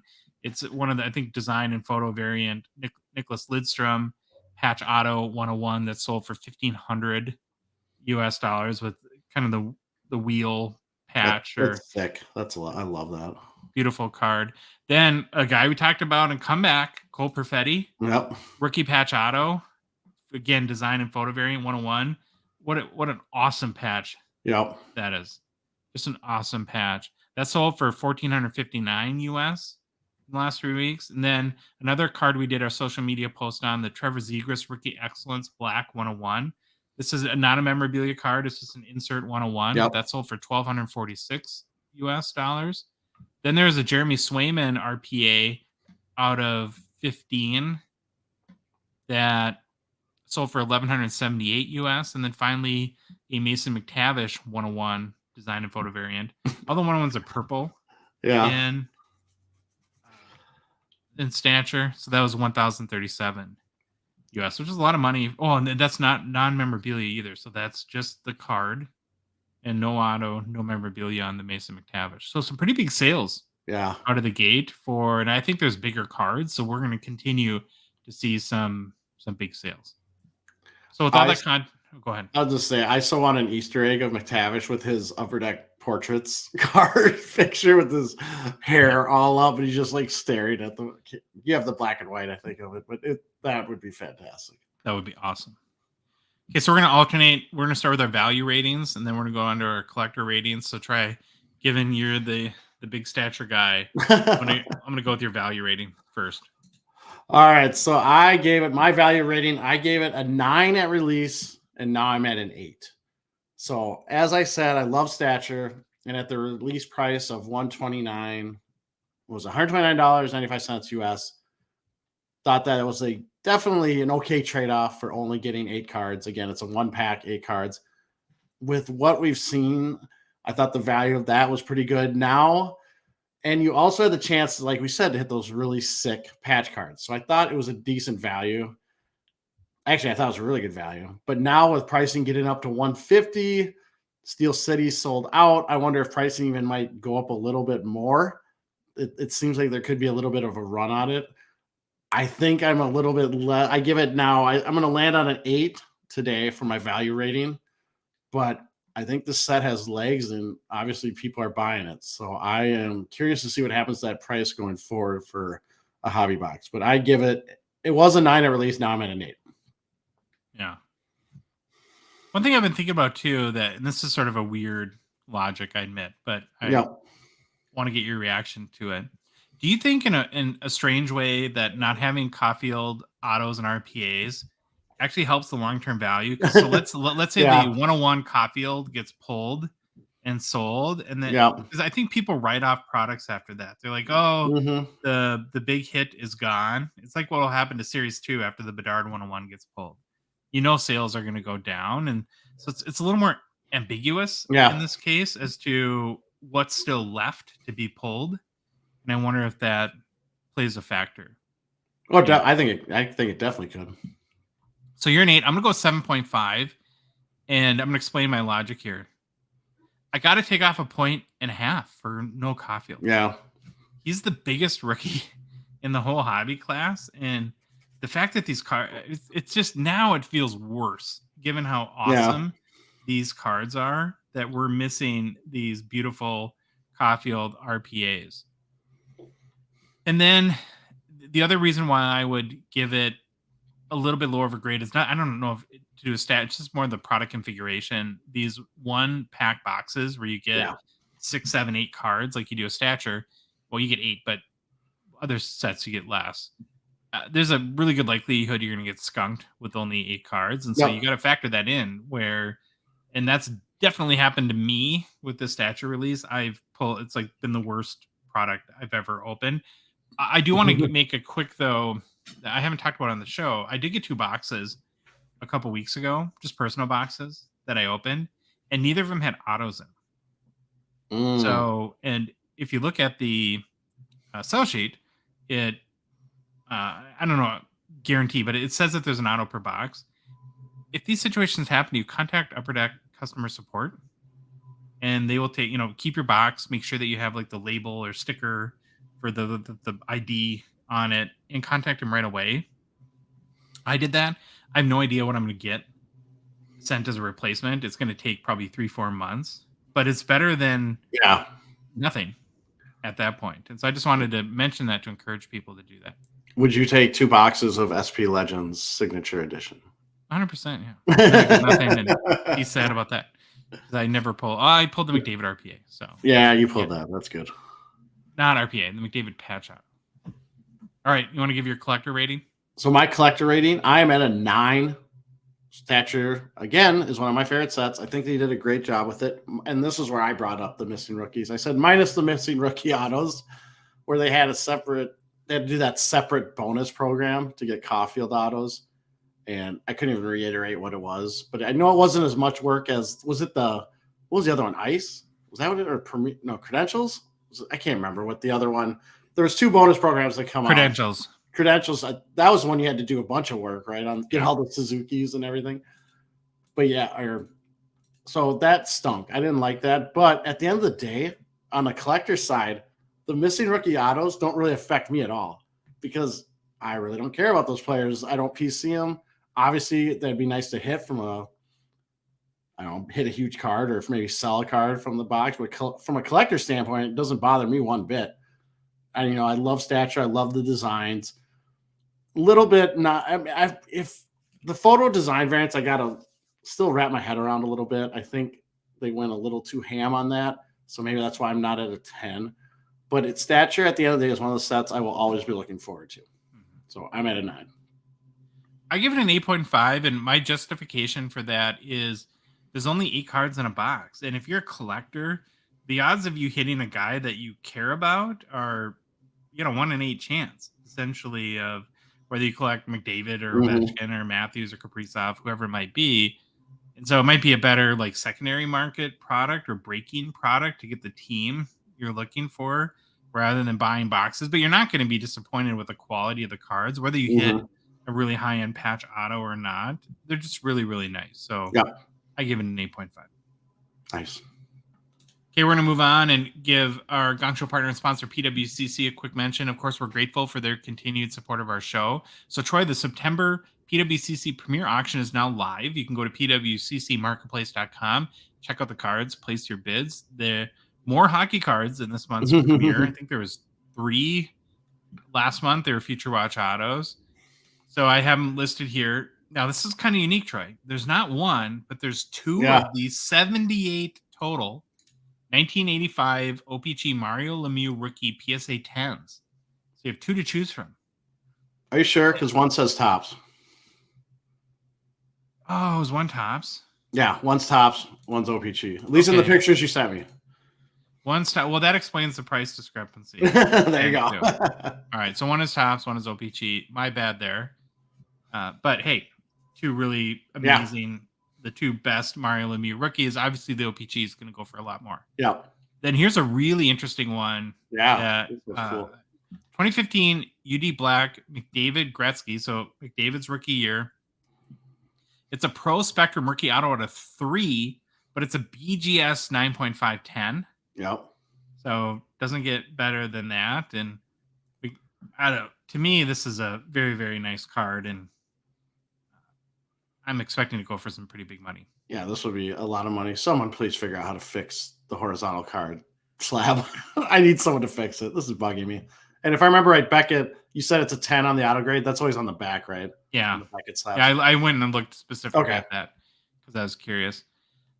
Then there's a 79 Gretzky tops, PSA 9. So that's a big card. There's a lot to love about the PSA 9, the tops over OPG, even though OPG is generally preferred.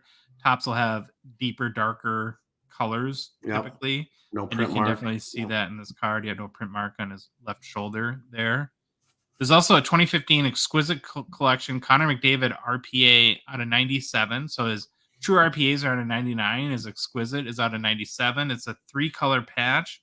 has what 3 or 4 breaks, whatever Yep. that means.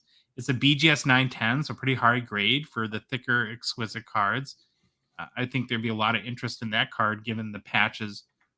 Interesting. There tends to be a lot of variability in the patches on these, so you can get some that are fairly uninteresting patches and ones Mhm. like this that are much better.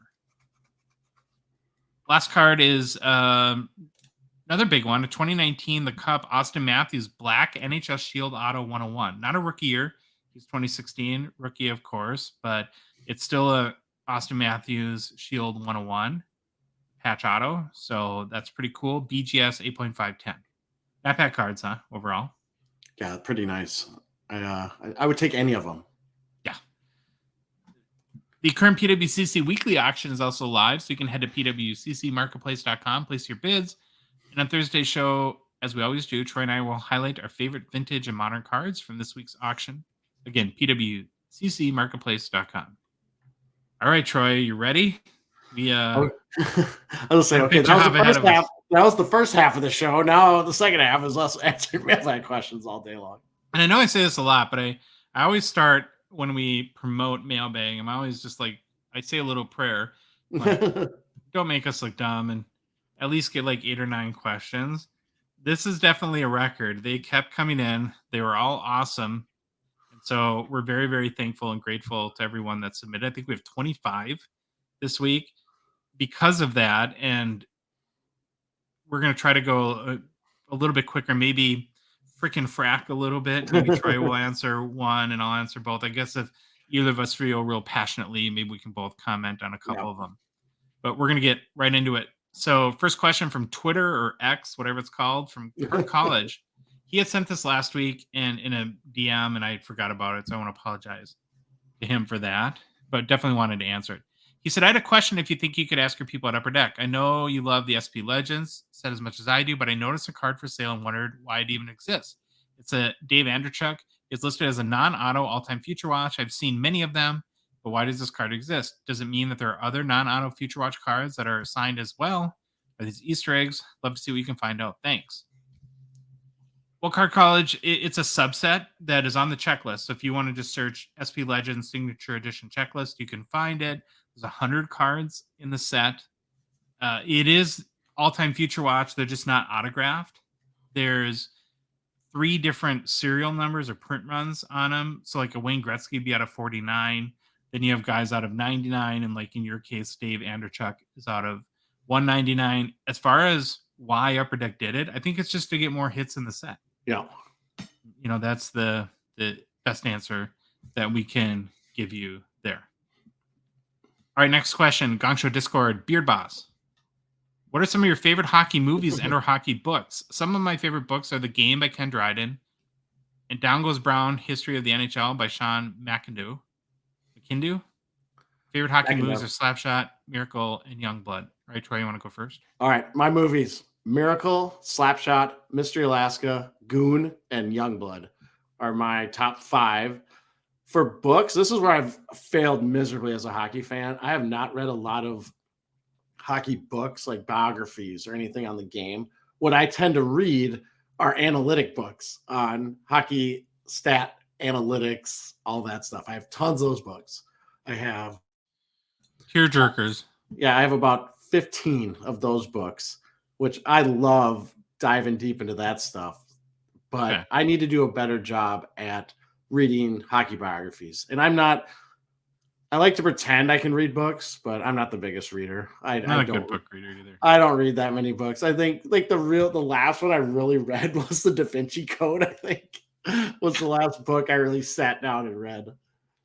I don't read books either. It's like me no read good or something like that. I don't know. It is interesting though, when this question came up in our Discord, so many people chimed in with amazing things to say about The Game by Ken Dryden. So that has piqued my interest now, where I think I'm going to I'll probably get it on audio. Yeah. Because again, me no read good. And in the Discord, there's actually people put in some really good documentaries. I remember seeing a documentary on the Miracle on Ice, and it was so good. And they talk about when Brooks came in, when they're going to play Sweden in the last game, and basically said, you lose this game, you'll remember it the rest of your bleeping life. After they beat the Russians, he comes in before the next game and says, "You better not lose this game." It's just fascinating stuff. So there's a lot of good documentaries out there too. My favorite movies are Slapshot, Miracle, and I didn't see a lot of mentions of Mighty Ducks, but that's our Minnesota movie. Yeah, it's Minnesota, but it's kind of hokey. I get it. My kids like it. I've never really liked it that much. I was gonna say too. Well, I don't like it now, but I liked it growing up. I was at a book when we were at the expo in the fall. The author was there that wrote about the Summit series, the 72 Summit series. I think I've heard really good things about that book too. All right, next question. Gongshow Discord. Refracted Surprised. Is there any way to ask Upper Deck if the Kyle Palmieri Lamplighters card was actually packed out in the 2021 the Cup? I've not seen any surface in the 6 months since it's been out. Would love official word on it as I close in on the set. So I did reach out to Upper Deck and kind of heard back. They're really swamped. They're going to try to look into it. Hopefully we'll get some information, but I don't have information for you today. Refracted will reach out when we hear something and just DM you. But I think it'd been classic if they just wrote back and said, "Who?" like, who's this guy? We don't know. I just tried to look it up on eBay, and all I get was a bunch of big. I did too. Yeah, big lighters come up. It is on the checklist, but good luck trying to find anything because I thought, well, I'm gonna find it for you, and nothing, nothing in sales history or anything like that. All right, I get one off. Instagram, Michael B. You're getting a lot of people have specific Troy questions lately. So it says, question for Troy. You always say you're more of a collector than an investor flipper. What do you do with the low-end inserts you pull from ripping wax if it's not a player or team UPC? I was thinking about a funny answer. I was like, I just leave them around the house like people do at the expo, and my wife just finds them and throws them away. But no, they usually end up in a box. I have an inserts box, actually, where I put by player name all the inserts I have. So I put them in there. Eventually, I just hold them. And if a player plays well for a spell, maybe I'll try to move them on eBay. Not that I really have in the past, but I always think about it. And I've been toying with the idea of kind of lotting them up and putting them in on eBay. So player lots, just to move them. They're starting to, I'm looking at my closet right now where they're sitting in the boxes. They're starting to add up a little bit. But at the end of the day, I just keep them.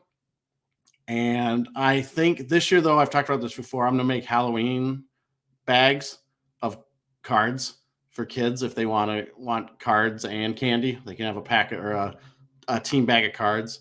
And I'll probably end up throwing some of those inserts in there because at least that way you can get them not just base. They can also have some inserts in. And it will be the players, obviously, that I don't PC. But that's what I usually do with them. You know, O'Reilly, every kid that comes. You get an O'Reilly. You get an O'Reilly. You get an O'Reilly. All right, next question. Instagram 306HC. Would you rather invest in a D-man or goalie if you weren't allowed to invest in forwards? I'd probably go with the defense. I think there's slightly more upside. Thinking kind of Bobby Orr or Cale Makar. What's your thought? I read this totally wrong. I said goalies because I love goalies. I'm Troy and I love goalies. But then if I was thinking about the money, probably D-men. Goalies are just so hard. So hard to, and if you're investing in a goalie or trying to flip a goalie, they're just really hard to make money on. And we get why, I think, in another question coming up. So I'll save that reasoning. All right, next question, Instagram, Cody Raposa.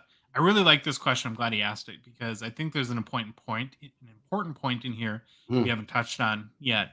He said, I recently hit a Black Diamond Relics 3-color patch card out of 25 for Ovi. I think I left that out of it. How significantly will the value increase after he breaks the record? Most comps put it around $150 for reference. So it's an Ovechkin Diamond Relics 3-color patch out of 25. I would sell this card versus hold it over the long term. And here's why. I think and this is where just my head is going in this area. When it comes to these like the best of the best, the Ovechkins, Matthews, McDavid, Crosby, I think the long-term value is going to be in two areas. It's going to be in rookie cards and it's going to be in firsts. And this is the point I wanted to bring up.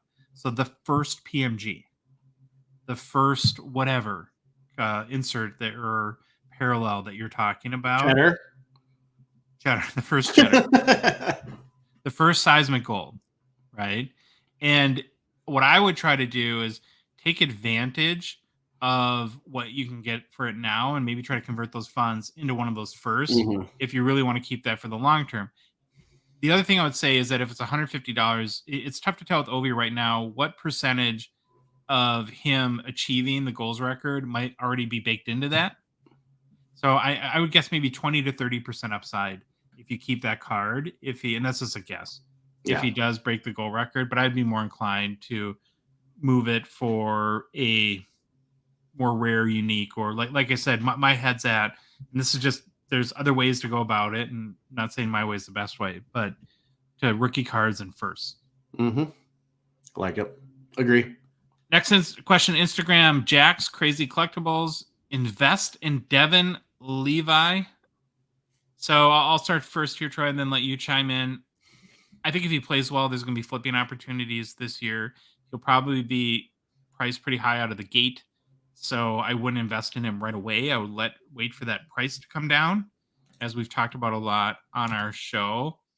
Beyond that, though, I wouldn't look at goalies as long term or even medium term investments. If they're PC, then buy their cards and enjoy them and love them. But very few goalies have lasting hobby value. It seems like you got to be like a Hall of Famer, all timer, multiple cup winner, right? We're talking about Patrick Waugh, Martin Brodeur, Dominic Hasek. The list gets pretty small of goalies that really have lasting hobby relevance in a significant way. What do you think, Troy? I had to bring this picture up because Yeah. this is my whole point. Any person that does the Qui-Gon Jinn Duel of Fates meditation move is the greatest goalie ever, and I would throw all the money I had in the world at him. But to be You're honest, dude, take a joke, man. I'm kidding. Holy cow. I know. I would never put all my money in Devin Levi. However, I do like Devin Levi, but again, it's a goalie. We're learning goalies are really hard. The short-term flipping, there's a couple that you can make money on the long term. It's just really hard to find them. Yeah. So that's what I would say. I've been thinking about PC guys for goalies. I'm kind of low right now. And there's a question actually that gets on that one, but I'm actually really liking Devin Levi. So that might be someone I think about PC in here. Okay. Speaking of that, from Twitter, X Sebastian Engelhardt, another Troy question. Troy, do you PC UC Saros? Just curious because of your Pekka love, and he's a great goalie at the same team. Pekka love just sounds kind of funny. Who are your other favorite goalie PCs? All right, so I do not PC Saros. I think he's a terrific goalie, but I just don't watch a lot of Nashville games since Pekka left, and it never occurred to me to like just follow the next guy in line. He's definitely fantastic goalie. He's always ranked in the top, usually 10 or 5 for talent or the best goalies in the NHL. But no, I haven't PC'd him. The only goalie I currently PC is Ottinger. Just he has ties here. I've watched him forever. I really like his game. So he's the one goalie I do PC right now. However, Devin Levi, I've thought about PCing, and I definitely will probably PC Jesper Wallstedt when he makes it to the league with the Wild, because I think he's truly got the talent to be something special, but we'll see how that plays out. Great answer. Next question from Instagram. We want the wax. What is the best place to sell on the internet as far as lowest commission taken? Well, there's no commission if you do one-to-one deals on Facebook, Twitter, Instagram, other than maybe PayPal fees for like goods and services. This is a reason why we're a big fan of My Card Post, because you exchange a monthly subscription, which starts at $9, gives you 50 listings in exchange for having no transaction fee. You still have the PayPal fee that you would if you use goods and services. So that's like 3.5%. The thing about My Card Post is it's new, it's ramping up. They're doing more and more deals almost every week, but it's not the marketplace eBay is, of course. Yeah. But there you have that 13% essentially commission, which I think is the basis of the question. And so again, that's why we're really excited about what My Card Post is doing. There's no perfect place to sell, but yeah, I think My Card Post is probably your best bet. And then the one other point I mentioned though is if you have like a mega, like one of the cards in the premier auction, Well, even more special than that, I think I have heard of cases where, like for instance, a 101 McDavid Shield rookie auto, where you might be able to, or like the Bedard 101 when that comes out, Yeah. and the auction houses are going to compete for that card. You might be able to get a better rate and say, if I list this with you, PWCC or Heritage or Golden, do I pay It's the buyer. You basically get more of the buyer's premium. Like you you get can more of the say, buyer's premium. Yeah. I want 99% of that buyer's premium. And if it's a big enough card, they might do it because it's the marketing, it's the prestige that the auction's going to get. Or they might say And they no. might say no too. And we've never been in this position. Yeah, we've By the never way, been. never will be. But yeah. I would say also card shows. He said online though. Oh, did he say online? Well, hey, they had those. Remember when Whatnot was trying those online card sales? Those Worst were ridiculous. idea. Those are ridiculous. But okay, sorry. All right, next question. Instagram Jets collector. Besides hockey cards, are there other types of cards you collect, like Marvel, baseball, football, etc.? I'm gonna go first. So I collect a little bit of basketball and vintage baseball. And Troy, I'll probably just leave for about 45 minutes. Maybe go get some dinner. And then I'll come back when you're done running through all of your 17. I was gonna like crack my knuckles, turn my camera, open up the thing over there. All right, here's what I got. I got Marvel. I collect Marvel, WWE, X-Files, Eureka, Warehouse 13. If you don't know what Eureka was, it was a TV show on Sci-Fi Network. So was Warehouse 13. Parks and Recreation cards. Any View Askew universe cards. If you don't know what that is, that's Kevin Smith. It's Kevin Smith's whole universe.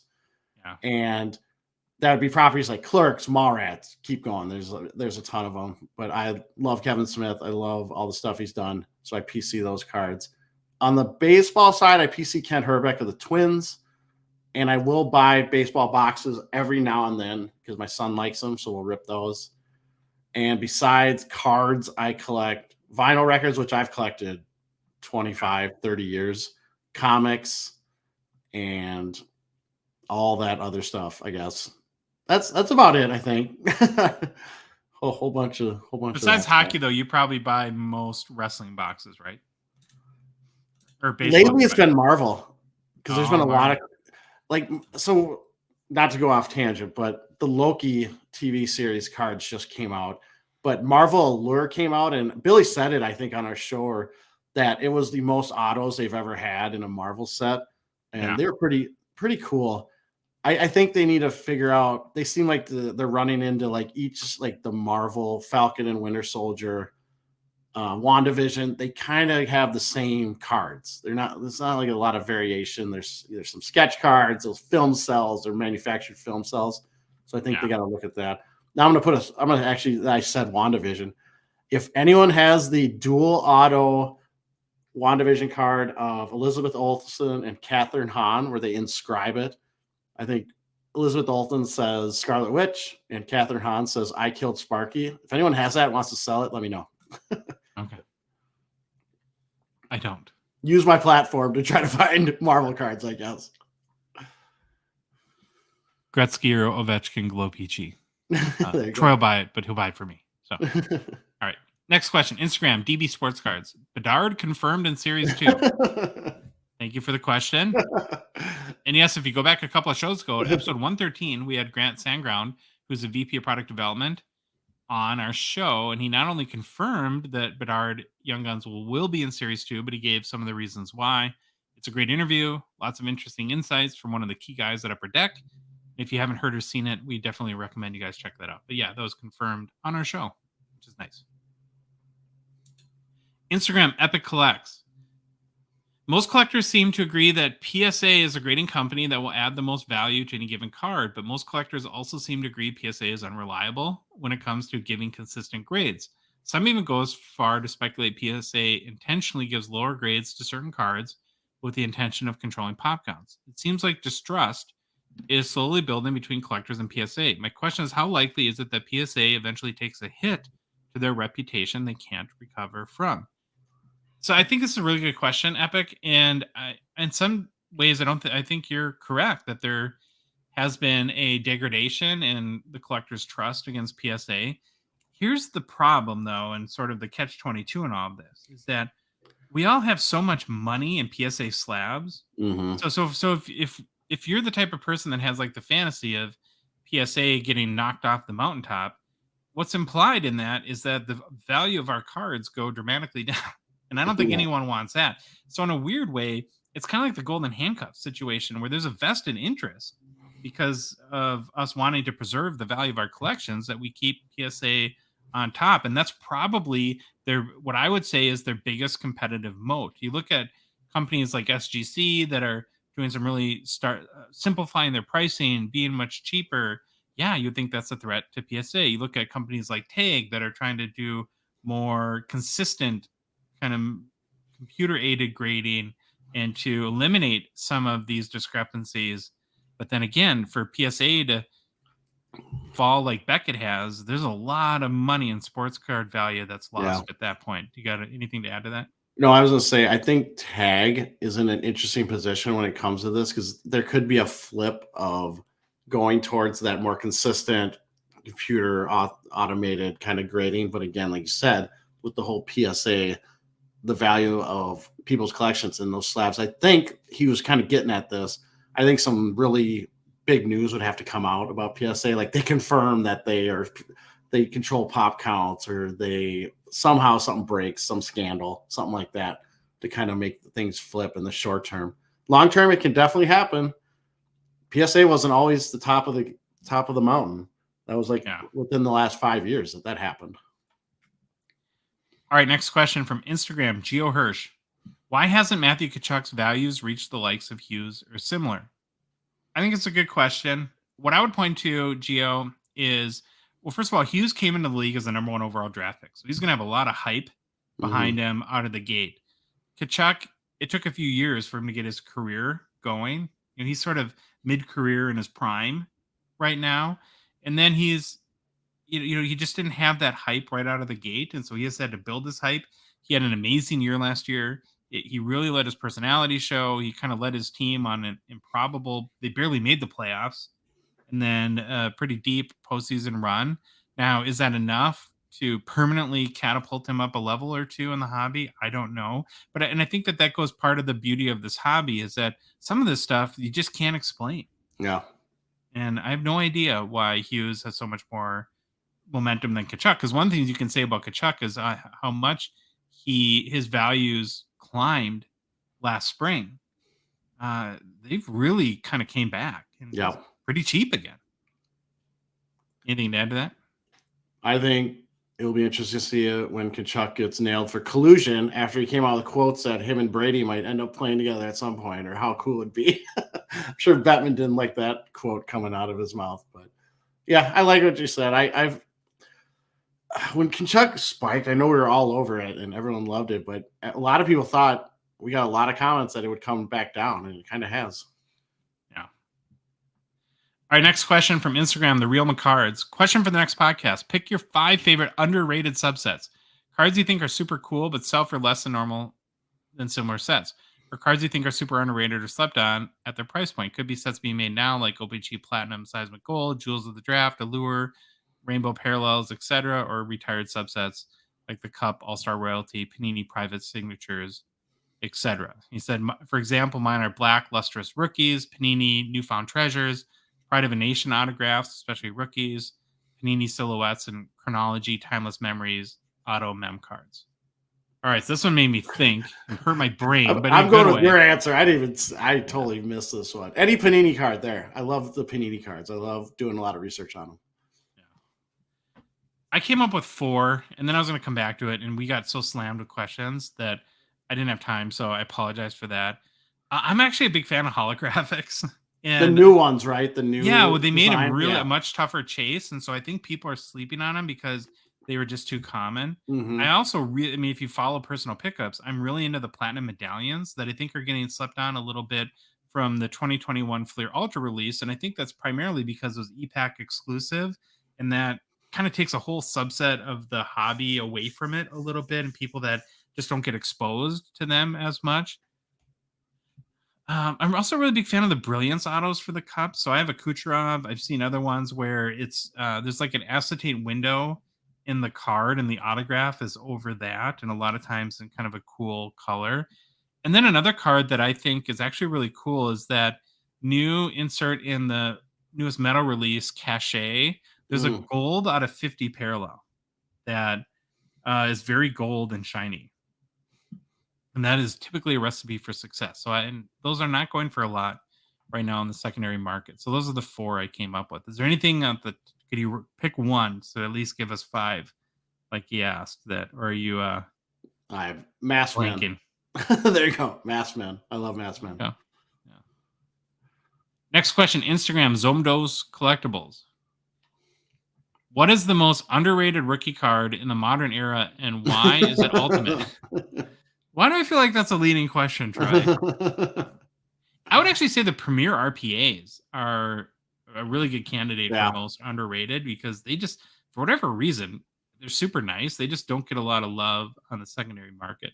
You have any other candidates? Anything Stature. Well, that might be changing. A lot of people are chasing that. All right. Next questions. There's 2 questions from Brow Nestor on Instagram. Box purchase for 2023-24. Which product do you purchase between OPG Platinum, SP Authentic, or Ice? All right, Troy. I said OPG Platinum as long as they fix their centering issues. Last SP Authentic release just left a bad taste in my mouth. I don't think I'll be back anytime soon. And I've just never been the biggest Ice collector. I would go with probably SP Authentic because the if you hit a Bedard Future Watch Auto, there's 1,000 chances you're going to be in the money. I'm such a moron. Hold on. Sorry, I'm a moron. I read this as SP Game Used. And then I just said SP Authentic. I am a dummy. All right, you keep going. I'm sorry. Yeah, so I'm going to go SP Authentic, then Platinum, then Ice. I like them all. But yeah. That's if I had to choose, that's the order I would go in. I'll stick with OPG Plat. SP Authentic, I'm a lot more. I do not have a sour taste from SP Authentic. I was thinking SP Game Use, which I didn't like, but sorry about that. I read that wrong. All right, his next question was, when does a personal box breaking become too expensive for box content return? Bro, I just think it's all like casino. It's kind of like a casino when you're opening a box. The odds are never in your favor. It's like going to a blackjack table. What do you have, like a 36% chance of winning a hand or something like that? You just got to gauge when the risk isn't worth the potential reward. And like that's the point where we said a few shows ago when Black Diamond came out, it was like 6 cards. It was what, $250, something like that. And we just didn't love the set that much where we were like, I don't want to spend $250 and take that chance. And what is it? When the rub isn't worth the shine? Is that how the saying goes? Kind of. Yeah. Well, I think we need to just take a step back, and breaking is a cost of it. The cost is entertainment. I really believe that. That's how I've been approaching it lately. He's saying personal box, so I think he's talking more about buying a box. Oh, I thought he meant breaking up. Man, I am not doing well on reading the questions or intent. Okay, personal box. Yeah, this is what I said when you can't afford it anymore, I guess. Troy is very familiar with box content return being very low on personal boxes. But again, to me too, it's kind of a cost of entertainment. I mean, I will say like personal boxes and online breaking, that's how I've kind of looked at it. You're not going to make money on it usually. It's just, I like it. I like to do it for entertainment purposes. All right, next question, Nils H97. For a pure investment standpoint, let's say you bought a lot of McDavid rookie cards back in 2016 through 2018. So now you have like 5 to 10x ROI on all your stuff. What is the best exit strategy in case you're not in love with all your cards like me? Sell them. I would sell them right before the season. Maybe not all on the same day, or maybe keep a handful, keep 2 or 3. But he just came off his best season yet.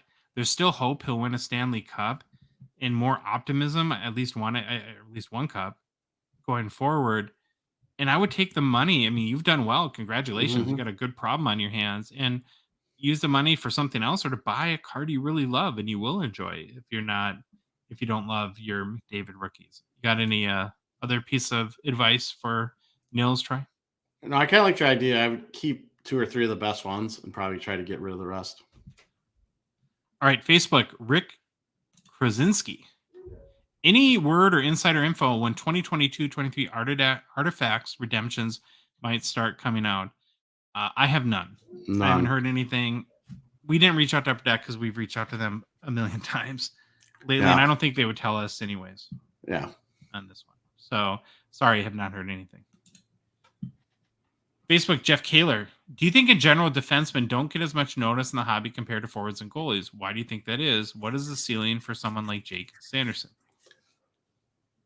Definitely. I would say in the current hobby, forwards are in a class by themselves, and D and goalies are below them, and below them pretty far at times. Goals are exciting, are easy. They're an exciting data point. It's an easy data point to understand. And obviously, most of the time, forwards get more goals. And I always look at it like this: forwards can have off games and be okay. Usually people don't flip out. Goalie has one off game, and the whole world's crashing down, and everyone freaks, and they think it's over. And D's obviously get more assists and not as many goals. So that's why I think forwards are just in a class by themselves. So yeah, I think goalies indeed generally get a lot less love. Now, the exception on the D men is if you're young and can score goals. I look at Makar, or if you're a retired star that like Bobby Orr or something. That's how I look at it. Forwards are where it's at. The most exciting play in all of hockey is a goal. Yep. So the people that are most responsible for making the most exciting play happen are going to drive the most interest and have the most hype. That's kind of the way that I look at it. All right, next question from Instagram, C. Boints. If you're going to buy a McDavid rookie right now for investment, which one or ones would you buy, midterm to long term? I would stay away from his base young gun as an investment. It's got a total pop count now. That's the gem mints of all the grading companies, including PSA and Beckett primarily, over 10,000. I just don't love that from a long, no matter how good he is or how good he continues to be. 10,000 gem mints is Yeah. a lot. And then I'm also going to assume here too that his cup RPAs are out of the price range of definitely myself and most other people. So I would try to find like lower pop, cool looking cards from sets like OPG or OPG Platinum. I bought not too long ago an OPG Update Rainbow Foil PSA 10 that had a pretty low pop. I think under 100 or just about 100, something like that. I think the value, it was part of a trade, was like $400, something like that. The card looks awesome. And that's more my play. And I'd much rather have 5 or 6 cards like that than one McDavid base Young Guns for 3,000 Yeah. right Or if now. And then oh, go ahead. Sorry. I was just gonna say, if you have like 4 figures, 5 figures to spend, I would probably look at his platinum numbered cards. Yeah, or if, as I say, if you're totally stuck on the young guns, at least go for the high gloss or the exclusive or something that's. But those are numbered. like the prices of houses at this point. So Well, maybe this person has the money true. of houses. You're right. And the last question, we didn't say a word about Jake Sanderson. I looked him up. I don't know who. I didn't follow him very well. He's Ottawa. Yeah, he's a D assist machine. Just signed a big contract. Yeah, from Whitefish, Montana. Thought that was interesting. So I don't know a lot about him. That's why I didn't chime in. But exciting player, young, but assist machine so far. Well, and the challenge with him, no matter how good he is another aspect we've talked a lot about. There's no room for like 5 hobby stars on a team, and you have Stützle, who would probably be the biggest star on Ottawa, and then you got Brady Tkachuk, you got Tarasenko, you've got a lot of guys on there that are pretty good. So I think that kind of works against Sanderson as an investment standpoint. Okay, Instagram, Mark Memorabilia has 2 questions. He says, what are some of the harder auto cards to find because they don't sign much, like Yager, Patrick Waugh, etc.? So this is a tough one for us because there was a period when we had young families and not paying super attention to the hobby to have a lot of historical perspective on Mark. But I know people like David Pasternak, for a long time didn't sign autos. And Troy, wasn't there like some sort of a rift with Brian Trottier in Upper Deck for a while that limited his autos? And what I would say in general is that I think not that I'm not saying that this is not a good question, because it is a really good one, but I think more the onus right now is not players that aren't signing autos. It's the opposite, because I think for a lot of these retired guys who weren't making $10 million a year, that they make so much money off autos. It's more on Upper Deck to limit like Grant mentioned, like they've been doing with Bobby Orr lately. So we don't get too flooded. The marketplace isn't too flooded with autos from some of these legendary players. Yeah, I saw this question. I really liked it. I went digging through some forums to try to find someone that's asked this in the past, and I found an answer it was pretty recently. And the general consensus in the forum, it was probably 30 to 50 threads long or responses, was Pavel Bure, Peter Forsberg, Paul Kariya, Scott Stevens, Sergei Fedorov. And then someone said Ken Dryden has never signed for any company. But then someone said, well, there's this card, and they said it, but that was the only one someone had. So it sounds like Dryden might be a really tough one to get like a company signed card. I don't know what these guys personally, obviously we've seen them at the expo and stuff. It's how they make their money. Yeah. Next question from Mark Memorabilia. He had two, is another kind of similar theme, but another good one. Which Legends and Hall of Famer auto cards do you think are undervalued? So I'm going to make a slight correction like we always do here. We use underappreciated versus undervalued because value is based on what the market says it is, and it is what it is right now, but totally get the spirit of your question. That being said, I mean, we could list, 60 players pretty easily. Like any 90s guy, but like Mike Bossy, Guy Lafleur, those guys, you can get their autographs pretty cheap. Phil Esposito, who we recently did a deep dive on. I think Yzerman and Brett Hall. Brett Hall today is still pretty cheap on stuff. So I guess good news for collectors is there's a lot of really great legendary players that are still very cheap. Yep. All right, next question from Instagram, SportCard613. Please talk about how hard it is to pull hits from McDonald's and Tim Hortons products. Well, this is a little out of our element, SportCard, because we're Americans, of course, and we don't get the luxury of buying Timmy's or McDonald's cards. I don't think McDonald's cards are made right now, from what I understand. Again, this is totally out of our element. We do tend to go hog wild when we go to Canada for the expo. Like we were there in the spring, and that's when they had like the Tim Hortons Legends out. And it's like we go for coffee. We buy 1 cup of coffee and 20 packs of Timmy's. And so I did get curious, though. And like with any other product, you can search online for the checklist, and Cardboard Connection and Beckett will have it.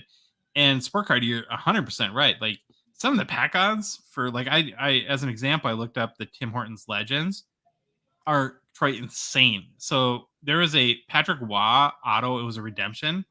1 in 283,661 packs out of 33. Oh, they tell you how many. Oh, that's cool. Yeah, you can back into how many cards they produced. I did. So you so if it's out of 33 and there's 2, and it's 1 out of 283,661 packs, that means that for Tim Hortons Legends, that you would assume that they produce about 9 million packs, which is kind of nuts there. Yeah, and the pack odds are just crazy. I assume that the reason is these are retail, very promotional. Yes. Right. It's just meant to create general awareness around hockey cards in Canada. And so you're not going to have like the hobby box odds you would get with a more traditional set. Last question. We made it, Troy. Top Shelf Cookie Sniper podcast from Instagram. If you're stranded on a desert island, what's the one card out of your PC you would want to look at until rescued? I'll let you go first. All right. My favorite card of all time. I got to keep it with me. 1983 Pelle Lindbergh rookie. Sorry, 1983 OPG Pelle Lindbergh rookie. It's my absolute favorite card ever. I love it. I don't know why it's not everyone else's favorite card ever, but look at this. If you're watching on YouTube, it's the 80s. He's in net. Guy behind him looks like he's holding a beer. Just this is what a goalie should look like. I love it. I love this card. I love this picture so much. It was sad, but this was a tougher question for me to answer because I think I mentioned a couple shows ago when mistakes common collectors make that I'm sort of revamping how I collect and trying to get rid of cards that I don't really love and try to decide what it is I really want to collect. And so if I had my Glow Peachy, Gretzky, and Ovechkin, which is my current obsession, it would be that. But I went with a 1970 OPG Bobby Orr Art Ross PSA 8.5 for a couple reasons. I think the card is amazing. I really, really like it. I've always loved vintage cards. And so even like with my baseball cards, I've tended to gravitate there. And this was a gift. So there's that extra level of meaning that goes with anyone that thinks kindly enough to gift you a ridiculously nice card like this. That's what I went with. Cool. Whew, we did it. Yep, I'm delirious. Yeah. Fever dreams, Troy. That's what you need to. Well, personal pickups, the streak is dead. Dead. Failed. I tried. I've been trying to do trades on my card post. Have not quite succeeded. I did have one. I'll say this really quick. Mistakes. Speaking of mistakes, collectors commonly make, is I've been on a Gretzky card that was a insert from 2015 SP Game Used out of 275 on a auction site that rhymes with Schmolden, and won the auction because it was a pop one. Yeah. And I'm thinking I was set like $80-$90 for it. And then I'm like, how is this out of 270? So remember like when we said like buy first, think later? Yeah. Yeah, this is my Achilles heel, Troy. So then after I've won, and before I paid though, luckily, I'm like, well, how is this card out of 275? And there's only been one graded by PSA, and it's a PSA 10. And it's a Gretzky insert from 8 years ago. I'm like, it seems a little fishy to me. So I went and looked up, and I couldn't find any sales either in like Card Ladder sales history. And I'm like, there's no way, again, a Gretzky from 2015 out of 275 has no sales history. Yeah. What's going on here? So then I go back to the Golden website, and yeah, it's a PSA 10. So it says 2015 SP Game Used, Wayne Gretzky, like rainbow out of 275. Yeah. I go to the back of the card, it's a 2019. Ah, there you go. So I did, and thankfully to Golden, I contacted them, and I'm like, well, I kind of bought this under the assumption that it was a 2015 as labeled, and that it was a pop of one, and it's not. So, and they were cool and kind of let me out of the deal. They've blacklisted you now. Yeah, probably blacklisted. But hey, but the listing said 2015, the PSA label, and Golden is part of PSA. That's the same company. So, they can't really pass the buck to them. Yep.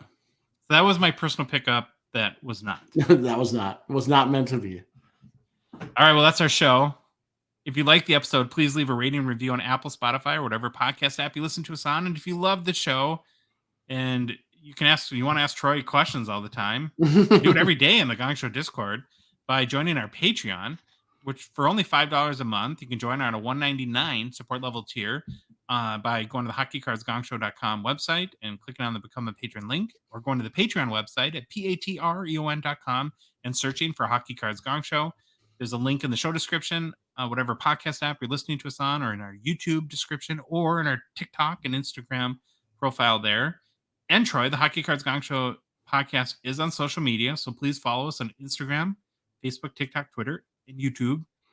And then finally, Troy, the Hockey Cards Gong Show podcast is a production of Dollar Box Ventures LLC. Harley chimes in at the end. Yep. Beautiful timing. Have an amazing start to your week. And we're going to go cry in our soup. Vikings, and we'll see you all on Thursday.